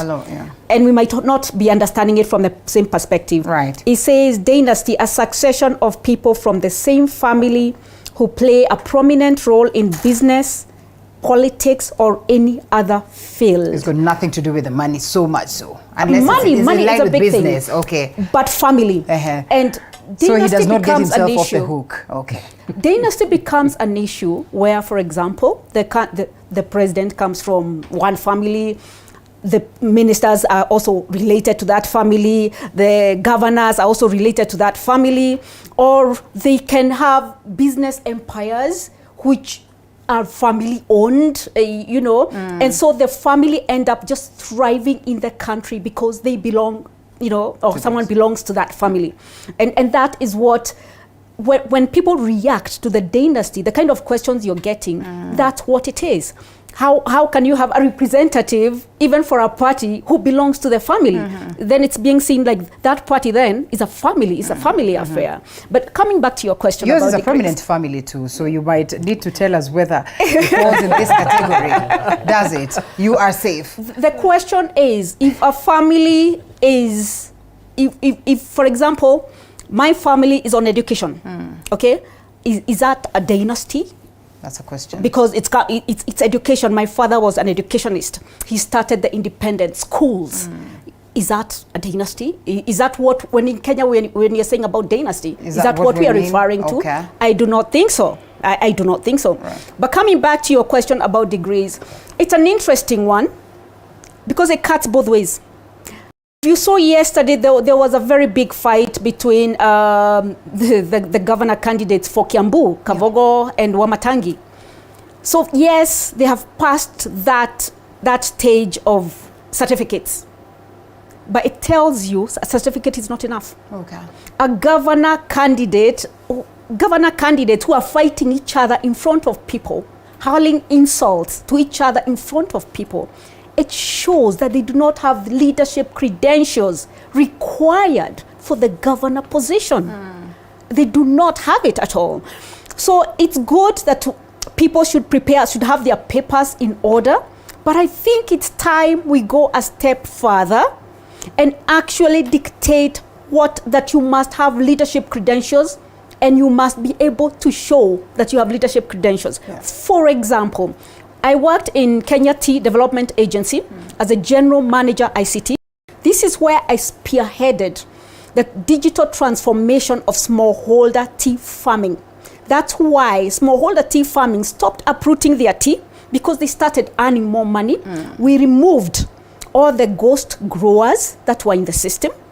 We reduced corruption. We could see where the money was being stolen. If you look at KTDA, it has a turnover of about 80 billion shillings. We made sure that money was going back to the smallholder tea farmers. So I can say when it comes to leadership, those are my leadership credentials. I have led an initiative in this country that led to smallholder farmers earning more money. A second initiative I've led is the e-citizen. I was called by the president, where I was working from outside the country in 2014, to come here and lead the digital transformation of the government. But in particular, I focused on one thing: setting up a digital identity platform, which we call today e-citizen. I led a national initiative that is used in the country today by anybody in any part of the country. You no longer have to come from Mombasa to Nairobi to get a passport. You know, you apply for it any day of the week, even on Sunday, you can go to the e-citizen and apply for it. So I'm saying I have led national initiatives that actually speak for themselves. Right. When I talk about leadership, that is one of the criterias that going forward needs to be put in place for positions such as governor. Today, we are just asking for people for certificates, and you can see them. The following day, they're on the street fighting each other, hurling at each other. They have no time. They have no time for the people. They are not even talking about food issues. They are insulting each other, and these people do not. The people who are listening to them do not have food for that evening. So what I'm saying is, yes, it's good that your papers are in order. And ideally, really, if you're going to run for a position, you must make sure you must go through the requirements. The same way we apply for a job. You must check what are the requirements for that job. Okay, if you have must have this, you must make sure that you have those. You know that you meet those requirements. Right. It seems that we don't do that, but again, you know, this is not the first time it's happening. It has happened before. We have had people who got a D in O levels, but they still made it to governor positions. But I guess it's a process of enforcing it that is also lacking, because you'll see some people will pass through, some people won't. Would not. Exactly. So the Sakaja issue is really an eye-opener on what we need to do going forward. And I hope we'll take it very seriously from here. That when we say these are the requirements, but we need to add more for positions such as, because the governor, you are the CEO, you're the president of that county. And you know, when you speak about this, it takes me to the level of the county and the members of county assemblies whom you deal with as a speaker of the county assembly. We have questions as to, you know, the caliber of leaders that we bring there. Because you see, if you are going to get a governor who's pretty much learned, managing the county, how then do you oversight them if you really cannot even open your mouth to question them on a couple of issues that are of great importance to the county? And therefore the question of education, while it is not the ultimate thing, what do you make of it, especially when we're talking about the gubernatorial positions? And then for a moment we forget that at the level of the county we are getting MCAs that, yes, are just out there based on popularity. Alikuwa mtu wa Kawosh, alikuwa mtu wa nani, and then he's well known in this particular region, and then for that very obvious reason, they get themselves into the helm. You know, Rita, and maybe before I go to that, I would just wish that the people of Kiambu appreciated the kind of a gem they have in my sister here, Mwende Katabaki.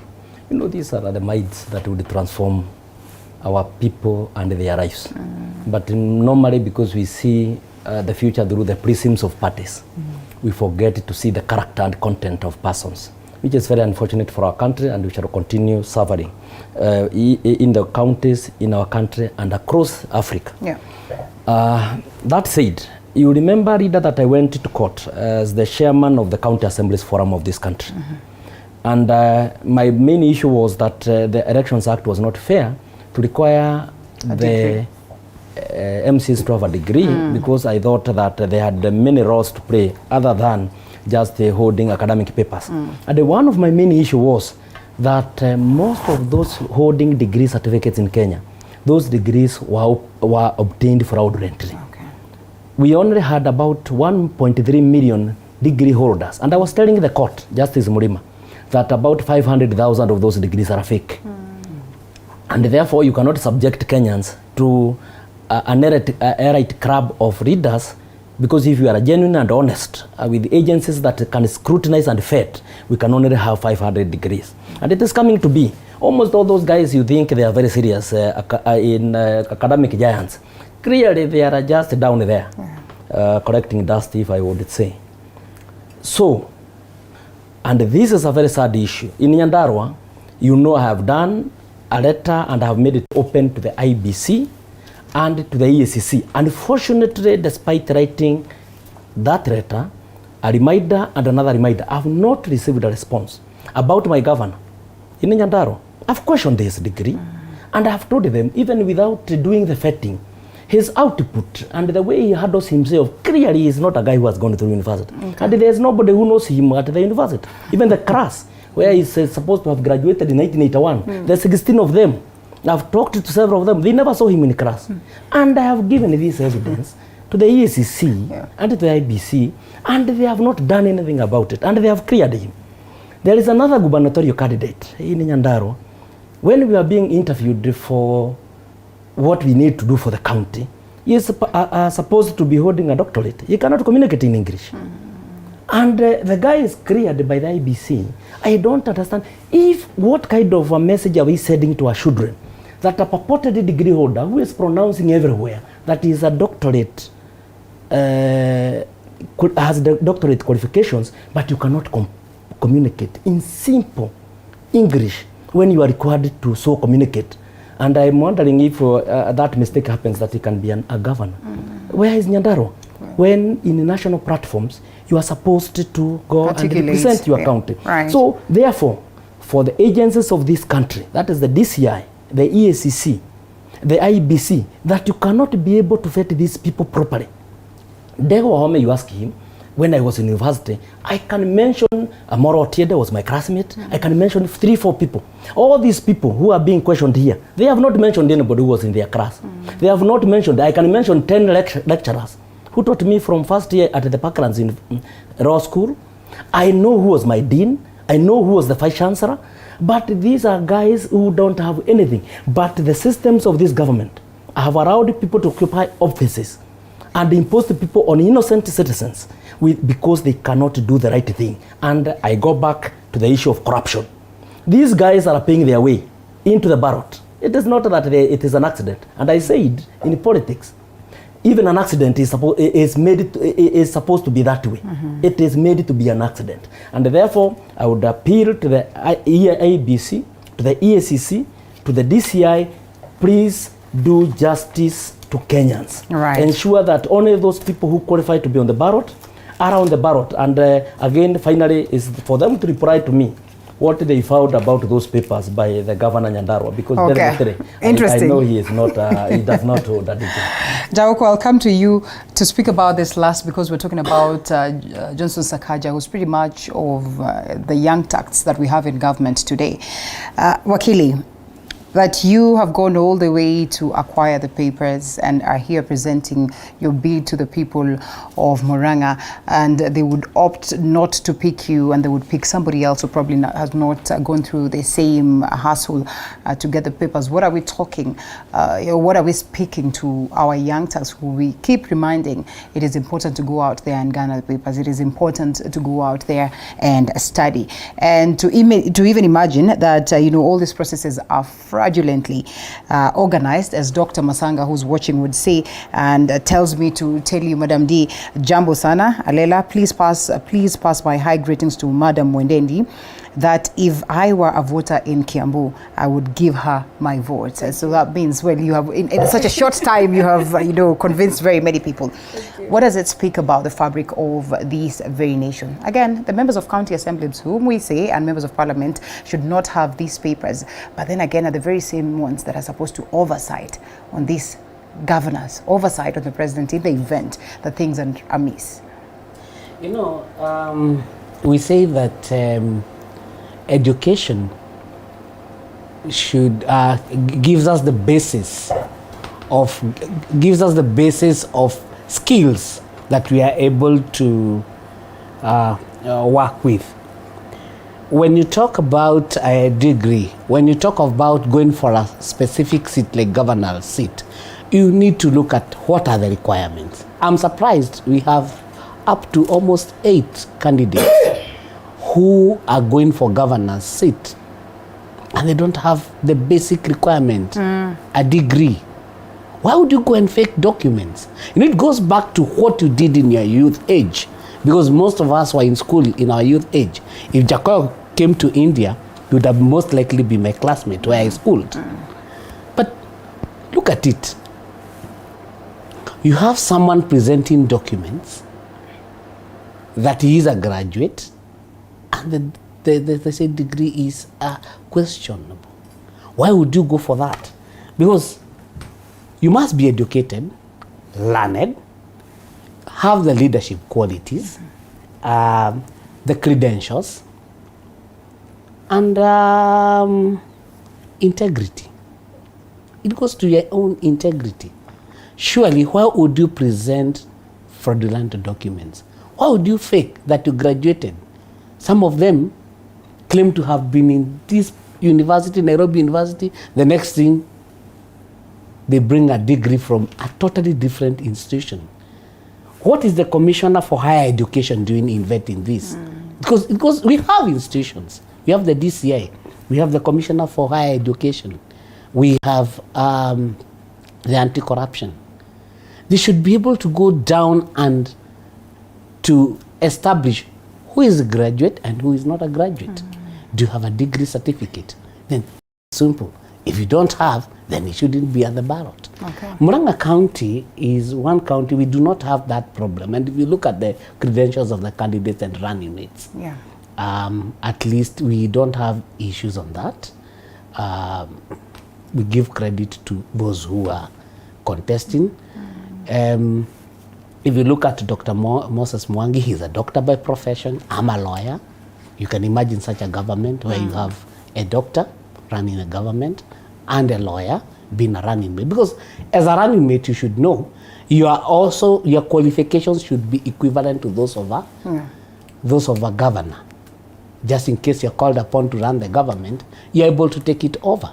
Right. So when you talk of the fabric, it is a sad affair that we have so many people with very high regard within the public, but their documents are not in order. Well, interesting. Sakaja says this is politically instigated, directly points a finger at President Uhuru Kenyatta. Super Senator, they have called him, or he has called himself. Even before he declared his interest for the gubernatorial position, I guess there were people who had already reached him and told him, you know what, you have done well at the level of Senate in terms of representing us. You should eye bigger. You should eye the gubernatorial position. And therefore, Hansard reports out here as to his performance at the level of the Senate. Probably you would give him quite a good mark if you were marking this. And so Just how much is a degree of importance in this case? While it is a constitutional requirement, looking at his performance and the possibility that he could still perform better for the people of Nairobi if accorded this. Oh, thank you. In fairness, allow me just, there's this dynasty thing, you know, it didn't... you have to clean it. Clean it very fast, so at least we balance the conversation, yes. My grandfather, Jaramogi, started something called Luo Thrift and Trading Corporation. The idea was for economic empowerment of the Luos, and he rode on a bicycle, Jaramogi rode to Tanzania, to Uganda, to go and empower. In fact, one of my grandmothers, his sister, a direct follower, is still alive today. She's over 100, heading for 110. Clear mind, she will tell you about this. If your Mheshimiwa's dynasty has been about education, our dynasty has been about economic empowerment. Okay. This is what I just wanted to be clear about. You know, now when we come to the issue of degrees, I sympathize with my fellow young Turk. I think on Osakaji we met a couple of times. We don't know each other so well, but we've met a couple of times. And you know, you can look at Kenyans, you know, what really I know pains Baba a lot is that not everybody has an opportunity to go to school. Okay. When I told you that I leave my Poda farm in Bondo and come out here, it's because of that kind of thing. You can, when I'm sitting at doorstep, I'm meeting my Mahindi from the Shamba, I get to interact with a lot of Kenyans who are coming for food, for health, for education, you know, those basic things. So when my brother there, maybe you see his history, where he came from. Maybe he did not have the opportunity to do what other Kenyans, you know, who were able to somehow afford. Some people could not, through some blessing of God, you know, they managed to get the degree, but not everybody has been able to. So once, you see, Azimio says, look, Baba, what he wants, education for all, free education from the beginning stage to university, so that everybody can have that opportunity and meet those requirements. But what we say now in our country, what we need to do, and my brother Akili talked about, integrity has to come first. We cannot, regardless of what has happened, you know, to stop you from getting all those things, when it comes down to meeting now the requirements again, you have to look, you say, look, okay, to be a governor, I need a degree. Yeah. Okay, I don't have one. So let me not apply for being a governor. If I want to impact and change people's lives, let me do it a different way. Yeah. You don't have to be a governor. I myself, I'll surprise many Kenyans. Out there, there's a lot of, and even that dynasty talk about, because people believe, oh, now when Baba is, after Baba, who's next? You know, all those things. And they bring a lot of confusion. When I sit here, somebody says, I shouldn't be sitting here. Because some of them are thinking that I'm only sitting here because I want to succeed Baba. No, I've clearly explained that already. This is, I am more concerned about the Kenyan dream, the legacy of Kenyans. After Baba gets there, I'll just be there to make sure that you're able to access what is there. But I might just drop out and go back to my Opoda farm, and you'll be shocked. Yes, there's, you know, people, many people are going after political power and all this because somehow you think there's prestige in arriving in a big car and Mheshimiwa and all this. No. I like the panelists who were sitting, they've spoken, they've said, look, let's go to the issues. They are contesting because they're issues that the things they want to sort. So that's just what I wanted to, I think, speak on that. Yes. To add on what my brother here has said, the people of Kenya, when you elect people into office who have stolen academic certificates, they will also steal your money. Okay. There is no way that because I've been able to successfully steal academic certificates that I'll now get into office and work for you. I will continue stealing, and what now I will steal are your resources. So you have to be very careful. If there are any aspersions being thrown on the character of any leader. We should allow that leader time to be able to sanitize themselves, so that we bring political hygiene into these public offices so that our country can move forward and our counties can also move forward. All right. Based on some of the things that have been captured in the paper this morning, I think this would help us trigger the conversation. The Standard newspaper, 1 million votes that could threaten poll.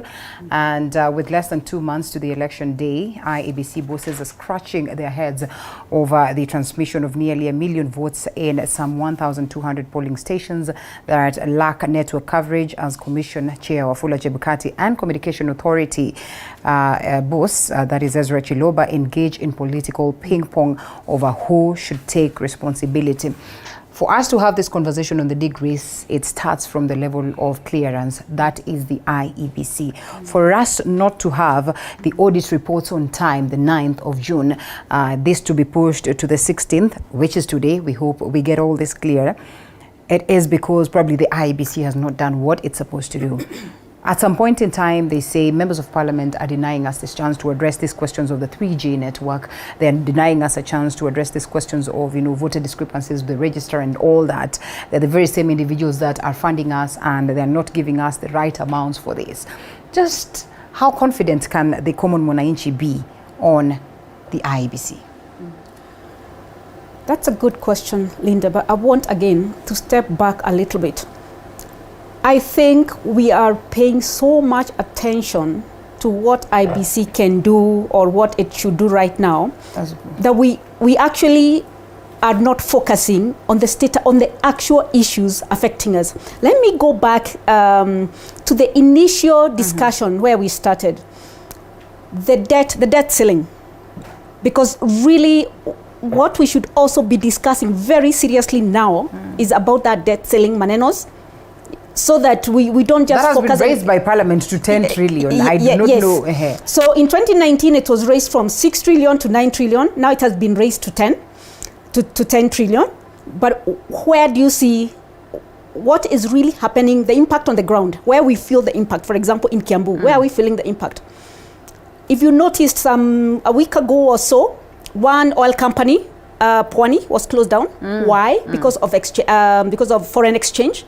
We are where we are today. We don't have enough money to be paying back our debt. Yeah, this is about debt. You see, why this boils down to the IBC is because it's the very same institution that is mandated to oversee the election process. And as I started by saying, it is politics that is the bloodline, that is the mother's milk, as PLO would say, to every single activity in the country, including this that you speak of, debt. The very same leaders are the ones that adjusted the debt ceiling upwards. And therefore, we have to get it right from the Independent Electoral and Boundaries Body, or better yet, the election body, to make sure that now moving on, we're getting the right people. That's the reason why probably it boils down to the IABC. True. So there is a process, and there are many players in it. But we are now where we are saying the IABC make sure that all the systems are in place, make sure that we are getting the right people, the right qualifications, and like we can see, like we've just been talking about. And we've said, yes, it's very important to, for example, for a governor to have a degree qualification, but we're also saying, actually, it's not enough. It's not a must. It's not enough. Beyond, because now from where we are, recovery from where we are, if I'm talking about Kiambu County, recovery for Kiambu County, for people to be able to put food on the table. Kiambu County, we have the highest number of unemployed youth between 18 to 29 years. 60% of them are unemployed. Recovery takes leadership, leadership credentials to make sure you focus on the priorities of the county. How do you create jobs? How are you going to revamp our agricultural sector, which is really the backbone of the Kiambu County? So I'm saying, in as much as we are focusing so much on IBC and doing this, I can already see the failure of this because we are not focusing on the actual issues. We are focusing on get the systems right so that people come and vote. But what exactly is behind that? What are they voting for? What are we bringing? I want to remind people to vote for leaders because that is what we are lacking. Even when you see MPs raising debt ceiling and not really raising the fundamental questions. why are we raising the debt? Why are we putting Kenyans deeper into debt? And at the end of the day, who's going to pay? It's us, the wananchi. All right, hold it right there. Allow us to take a short break, and then we come back on that very moment. And I realize it's very important that we get into the in-depth of the matters as opposed to looking at IABC. They can bring us the best leaders, but if they do not have the vision of making adjustments, then we are as well as good as doomed. After this short break.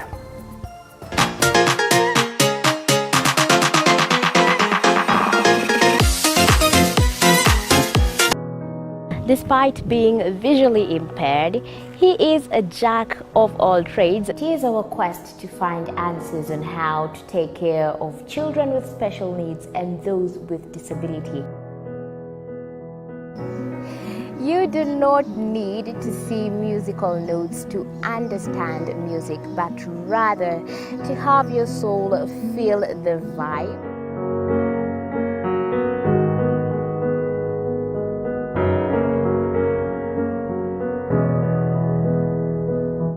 Actually, for us to make a wheelchair, we have to take measurements of the user. After doing my assessment, I get to know the parent, I get to know the heaviness she's carrying. Disability comes at different stages of life.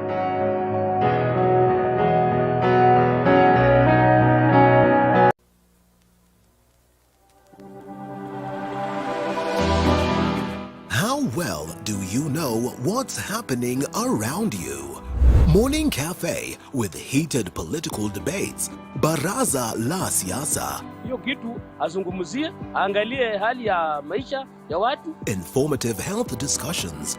Business, farming. Tasty Wednesday, Fitness Thursday, and Feel Good Friday with amazing DJs, celebs, waimbaji, kuna comedians, alafu kuna wajinga. and music bands every Monday to Friday from 6 a.m. to 9 a.m.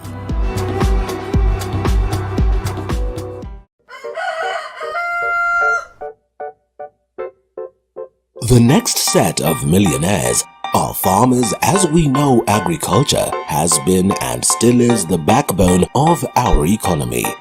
As we traverse the different counties to meet different farmers, we ensure to get the story of how they started farming and even how they continue to penetrate the market and overcome the challenges. Hapa, the reason why niliweka goose na si ducks. Goose, they are very easy to maintain. A lot of farmers keep on calling, inquiring whether you're supposed to raise some seeds in the nursery or you're supposed to do them directly in the field. The greenhouse helps us control the temperature because the temperature needs to be between 28 to 32 degrees. Walk this journey with us every Sunday at 6:30 p.m. We tend to overlook most of the times that we can comfortably just allow the 12th Parliament to exit, having raised the debt ceiling, that we can comfortably see this go to the level of the Senate and the debates are on. And even the debates that are there are not so much so genuine because then they are politicized. It's Kenya Kwanza versus Azimio, One Kenya Alliance. And you're left wondering just what exactly are the kind of leaders that we get on board. It is fine. The IABC could clear its mess and make sure that we have the leaders. We go through an election, but what crop of leadership are we bringing on board, and how genuine are they towards addressing the root issues that we have as a country? I think this is very unfortunate, and I was here 2 weeks ago with Dr. Eseri, and I think we discussed in a very heavy way about the operations of Parliament, the tour of the Parliament. And I would say that it was a total disappointment to Kenyans. And I think most of the MPs I've interacted with, they have admitted to that. And they served other interests other than the interest of the people who put them into Parliament and the interest of Kenya as a nation. And what I would want to say is that some of those issues that have happened now and that are happening, they should really, it is a total disgrace that after what happened in 2017, and despite the decision by the Supreme Court on what required to be done, that today we are going to elections in 53, 54 days. And 11,000 polling stations don't have proper internet connectivity. And therefore transmission of the results, which is mandatory, it must be done through the availability of internet. Nobody knows what will happen.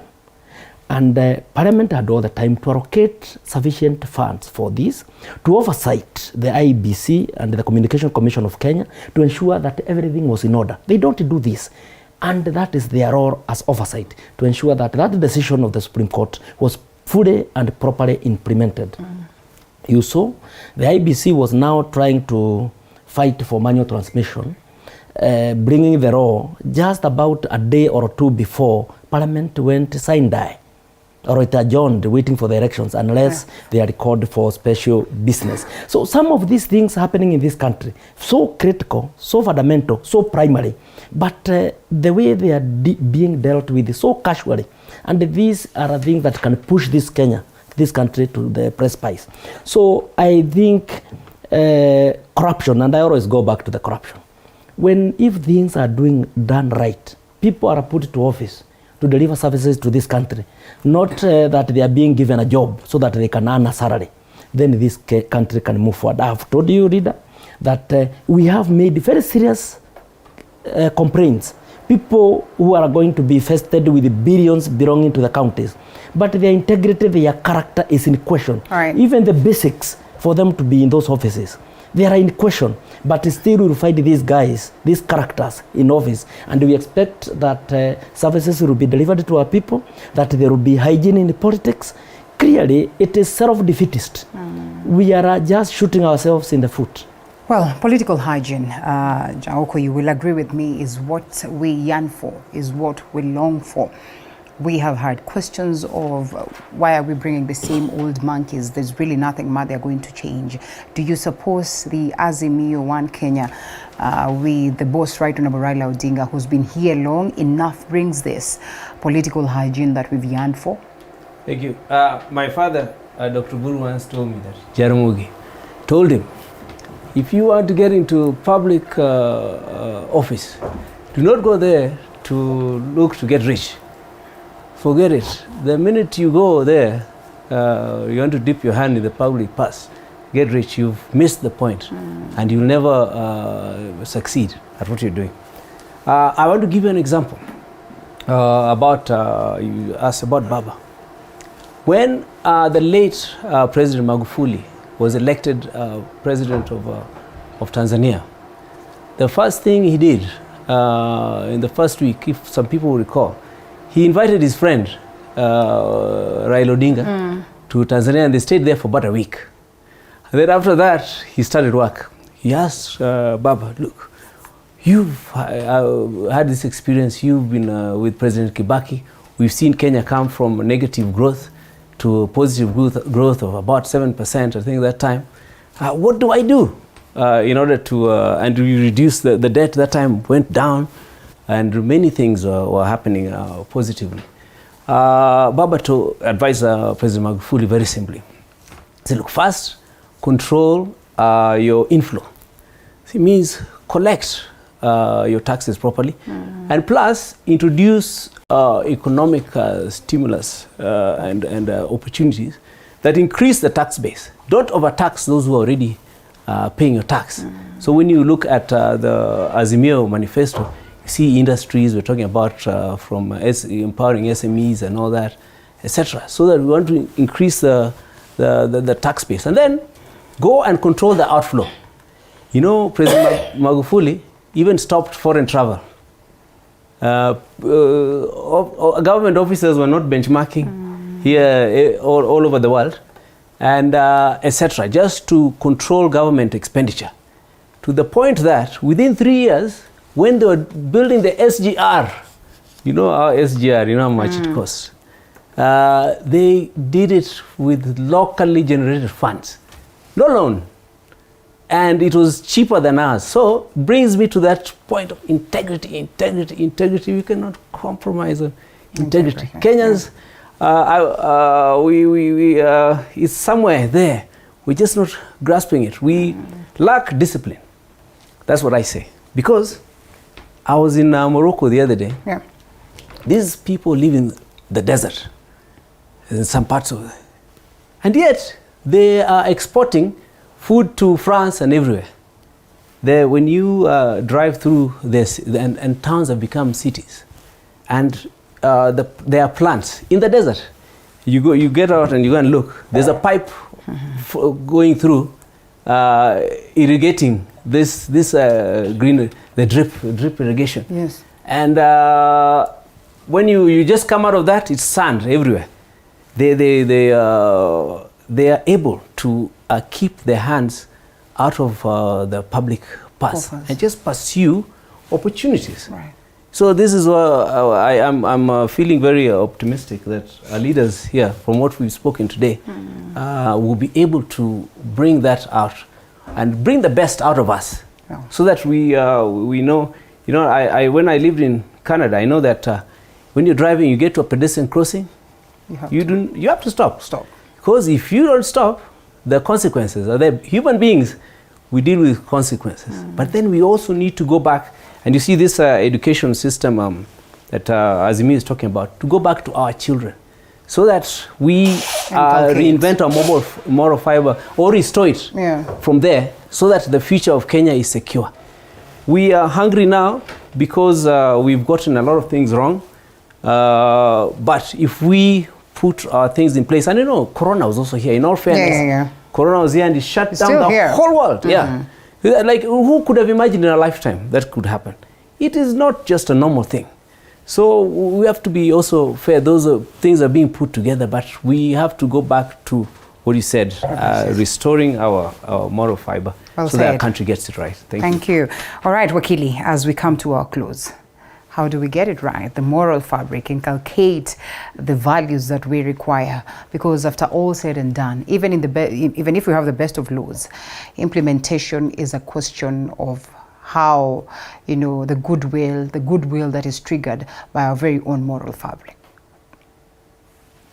I repeat what my colleague has said here: discipline and integrity. Those are the key pillars of a success in society. If you go back to 2007, this country went into war. Why were we fighting each other? Because of an election dispute. We lost lives. Properties were destroyed.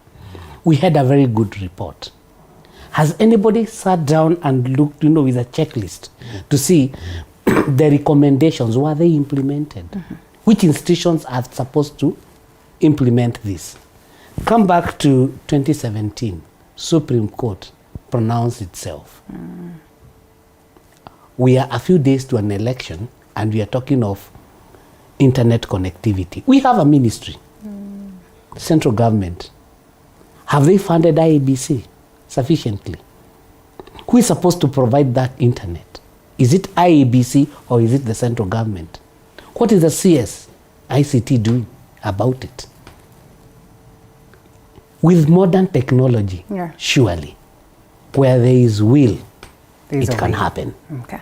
My take is that we are not looking at the checklist, the fundamental issues that are supposed to be implemented to be able to have, you know, IAB. We also need to make it very easy for IABC. We have men and women of integrity working for IABC, from the chairman to the returning officers.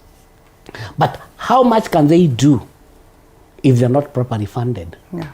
Is it not time now to make sure that IABC is funded independently? Why do you still have headlines like, why should judiciary be the weak link? If we have a strong judiciary, these issues of integrity, people who do not have degrees would not present them. Why is it that this time many have been caught off guard? Simple.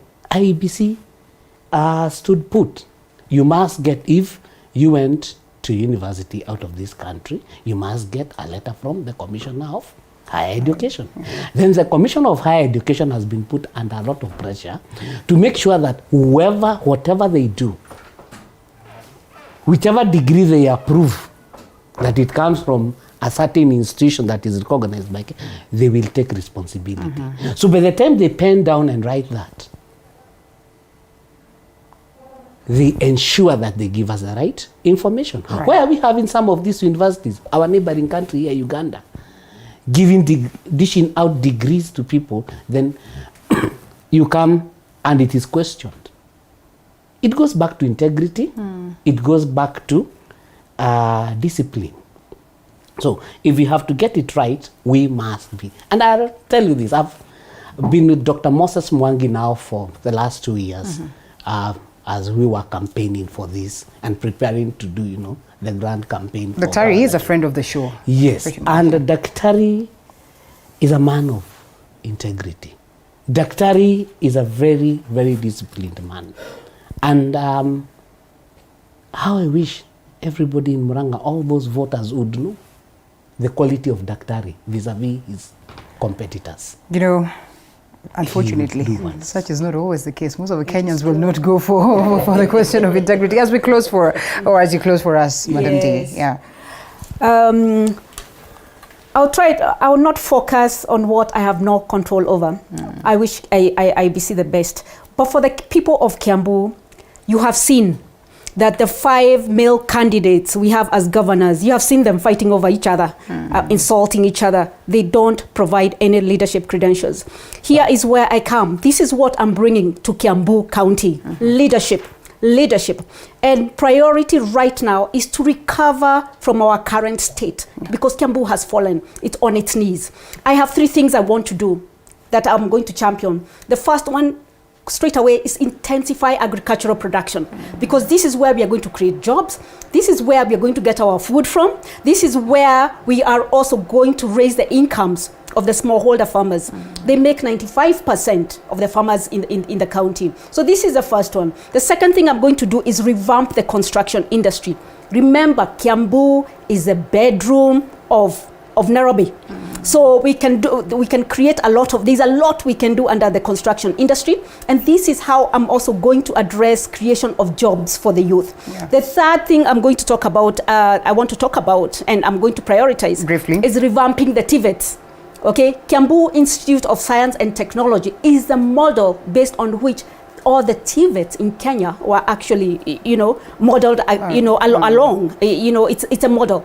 I want to equip the TVETs we have in Kiambu so that we can quickly start providing the youth with the skills which are market ready, so that the opportunities which are coming up in the market as I do this, the agribusiness, the value addition, the construction industry, that they actually have the skills and they're ready to actually get into the market. Yes. So those are going to be my 3 priorities to recover, to make sure Kiambu recovers quickly. That's my recovery plan, my economic recovery plan for Kiambu. Okay. And I can provide that leadership. I can provide that leadership because I have the credentials and I have the professional excellence that all the 5 male candidates actually do not have. They've been there for the last 10 years and they've not been able to provide anything. So, and they cannot, you cannot be there for 10 years and then become the change agent. So in Kiambu, I am the change agent that Kiambu requires. Thank you very much, all the best. I know you're looking at me with eyes of you have allowed all the other candidates to speak to their people and not me. All right, Wakili, 45 seconds. Thank you very much. Yeah. What I would want to say is that Nyandarua is a very easy county to manage. Under the Kenya Bureau of Statistics is that we are the most potential county in this country, in terms that we are surrounded by 2 cities, so we have market for everything that we have. We are a water tower. We have the most enticing tourist sites in Kenya, I would say. There are Badia Ridges, there are Mau Mau Caves, the Happy Ferry, the Orborosot Lake, the only high altitude lake in Kenya. The Sasumwa Dam, where the buffaloes and elephants and whatever come to drink their water, but unfortunately we don't collect even a single cent in terms of income from tourism. That is something I'm going to harness, and from that, building and mapping a tourist circuit, I will be able to collect more revenue than is collected today in Nyandarua. In Nyandarua, what the current governor is collecting is only from the sick. Our revenue comes from hospitals only. I'm going to collect most of the revenue from tourism. The second issue is that potato is our greatest advantage. We produce that 5% of all potato. We have tried as an assembly to allocate money for the building of a potato and vegetable processing plant. It has never happened. It has never even taken from the ground. Nothing has happened at all. This one will create employment to our youth. It will build serious income for our farmers because we'll be selling these things at factory prices. We are very good on dairy. We have been allocating money for building of a milk processing plant. We can be able to employ so many of our youth in that milk processing company. If we harness water as a water tower, what is very painful for me is that our water goes to Laikipia, to Isiolo, to Garissa, to Nairobi, to Nakuru.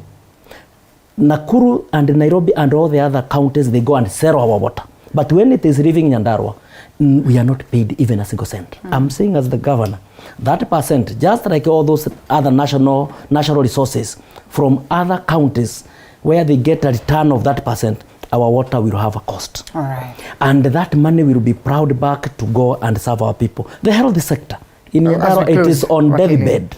And it is very simple. We have a wage bill. I have been saying here with you that we are paying 500 million per year, which I've complained over and over to the government agencies to come and know from the governor where this money is going, because under the integrated payroll, only 1.65 billion is incorporated there, but we are paying 2.1. These 500,000 will be able to employ doctors, nurses, clinicians, laboratory technicians, pharmacists, everyone. But in Nyandarua today, we don't even have a surgeon, a single surgeon. Wow. So therefore, Nyandarua, I know it. I embrace Nyandarua. I have all the things to push Nyandarua forward to prosperity. All the best to you. All the best. 30. I just want to ask Kenyans vote for Baba and Mama Martha so that they can restore integrity and discipline in this country by putting in place all the right systems, so that after that, it does not matter who becomes president of Kenya. It will be something that we go to the ballot, we vote, and we go back and do our things together. And this system will is not only at the presidency level, to trickle all the way down to the grassroots. Wow. Thank you very much, and God bless you. Thank you. Bless you more. Bless you more. Thank you Yeah. so much. Mwende Gatabakindi, governor candidate for Kiambu County under Safina Party, and as well as Wakili Ndegwa Wahome, the Speaker of Nyandarua County, as it stands, as well eyeing the gubernatorial position of the same county. Chairperson of Azimio Young Turks, that is Jaoko Oburu Odinga. Thank you. And once again, Wakili Kariuki Njeri, thank you so much for your time. Wakili Kariuki Njeri is the running mate of gubernatorial candidate of Murang'a County, Moses Daktari. That is Dr. Moses Mwangi, under the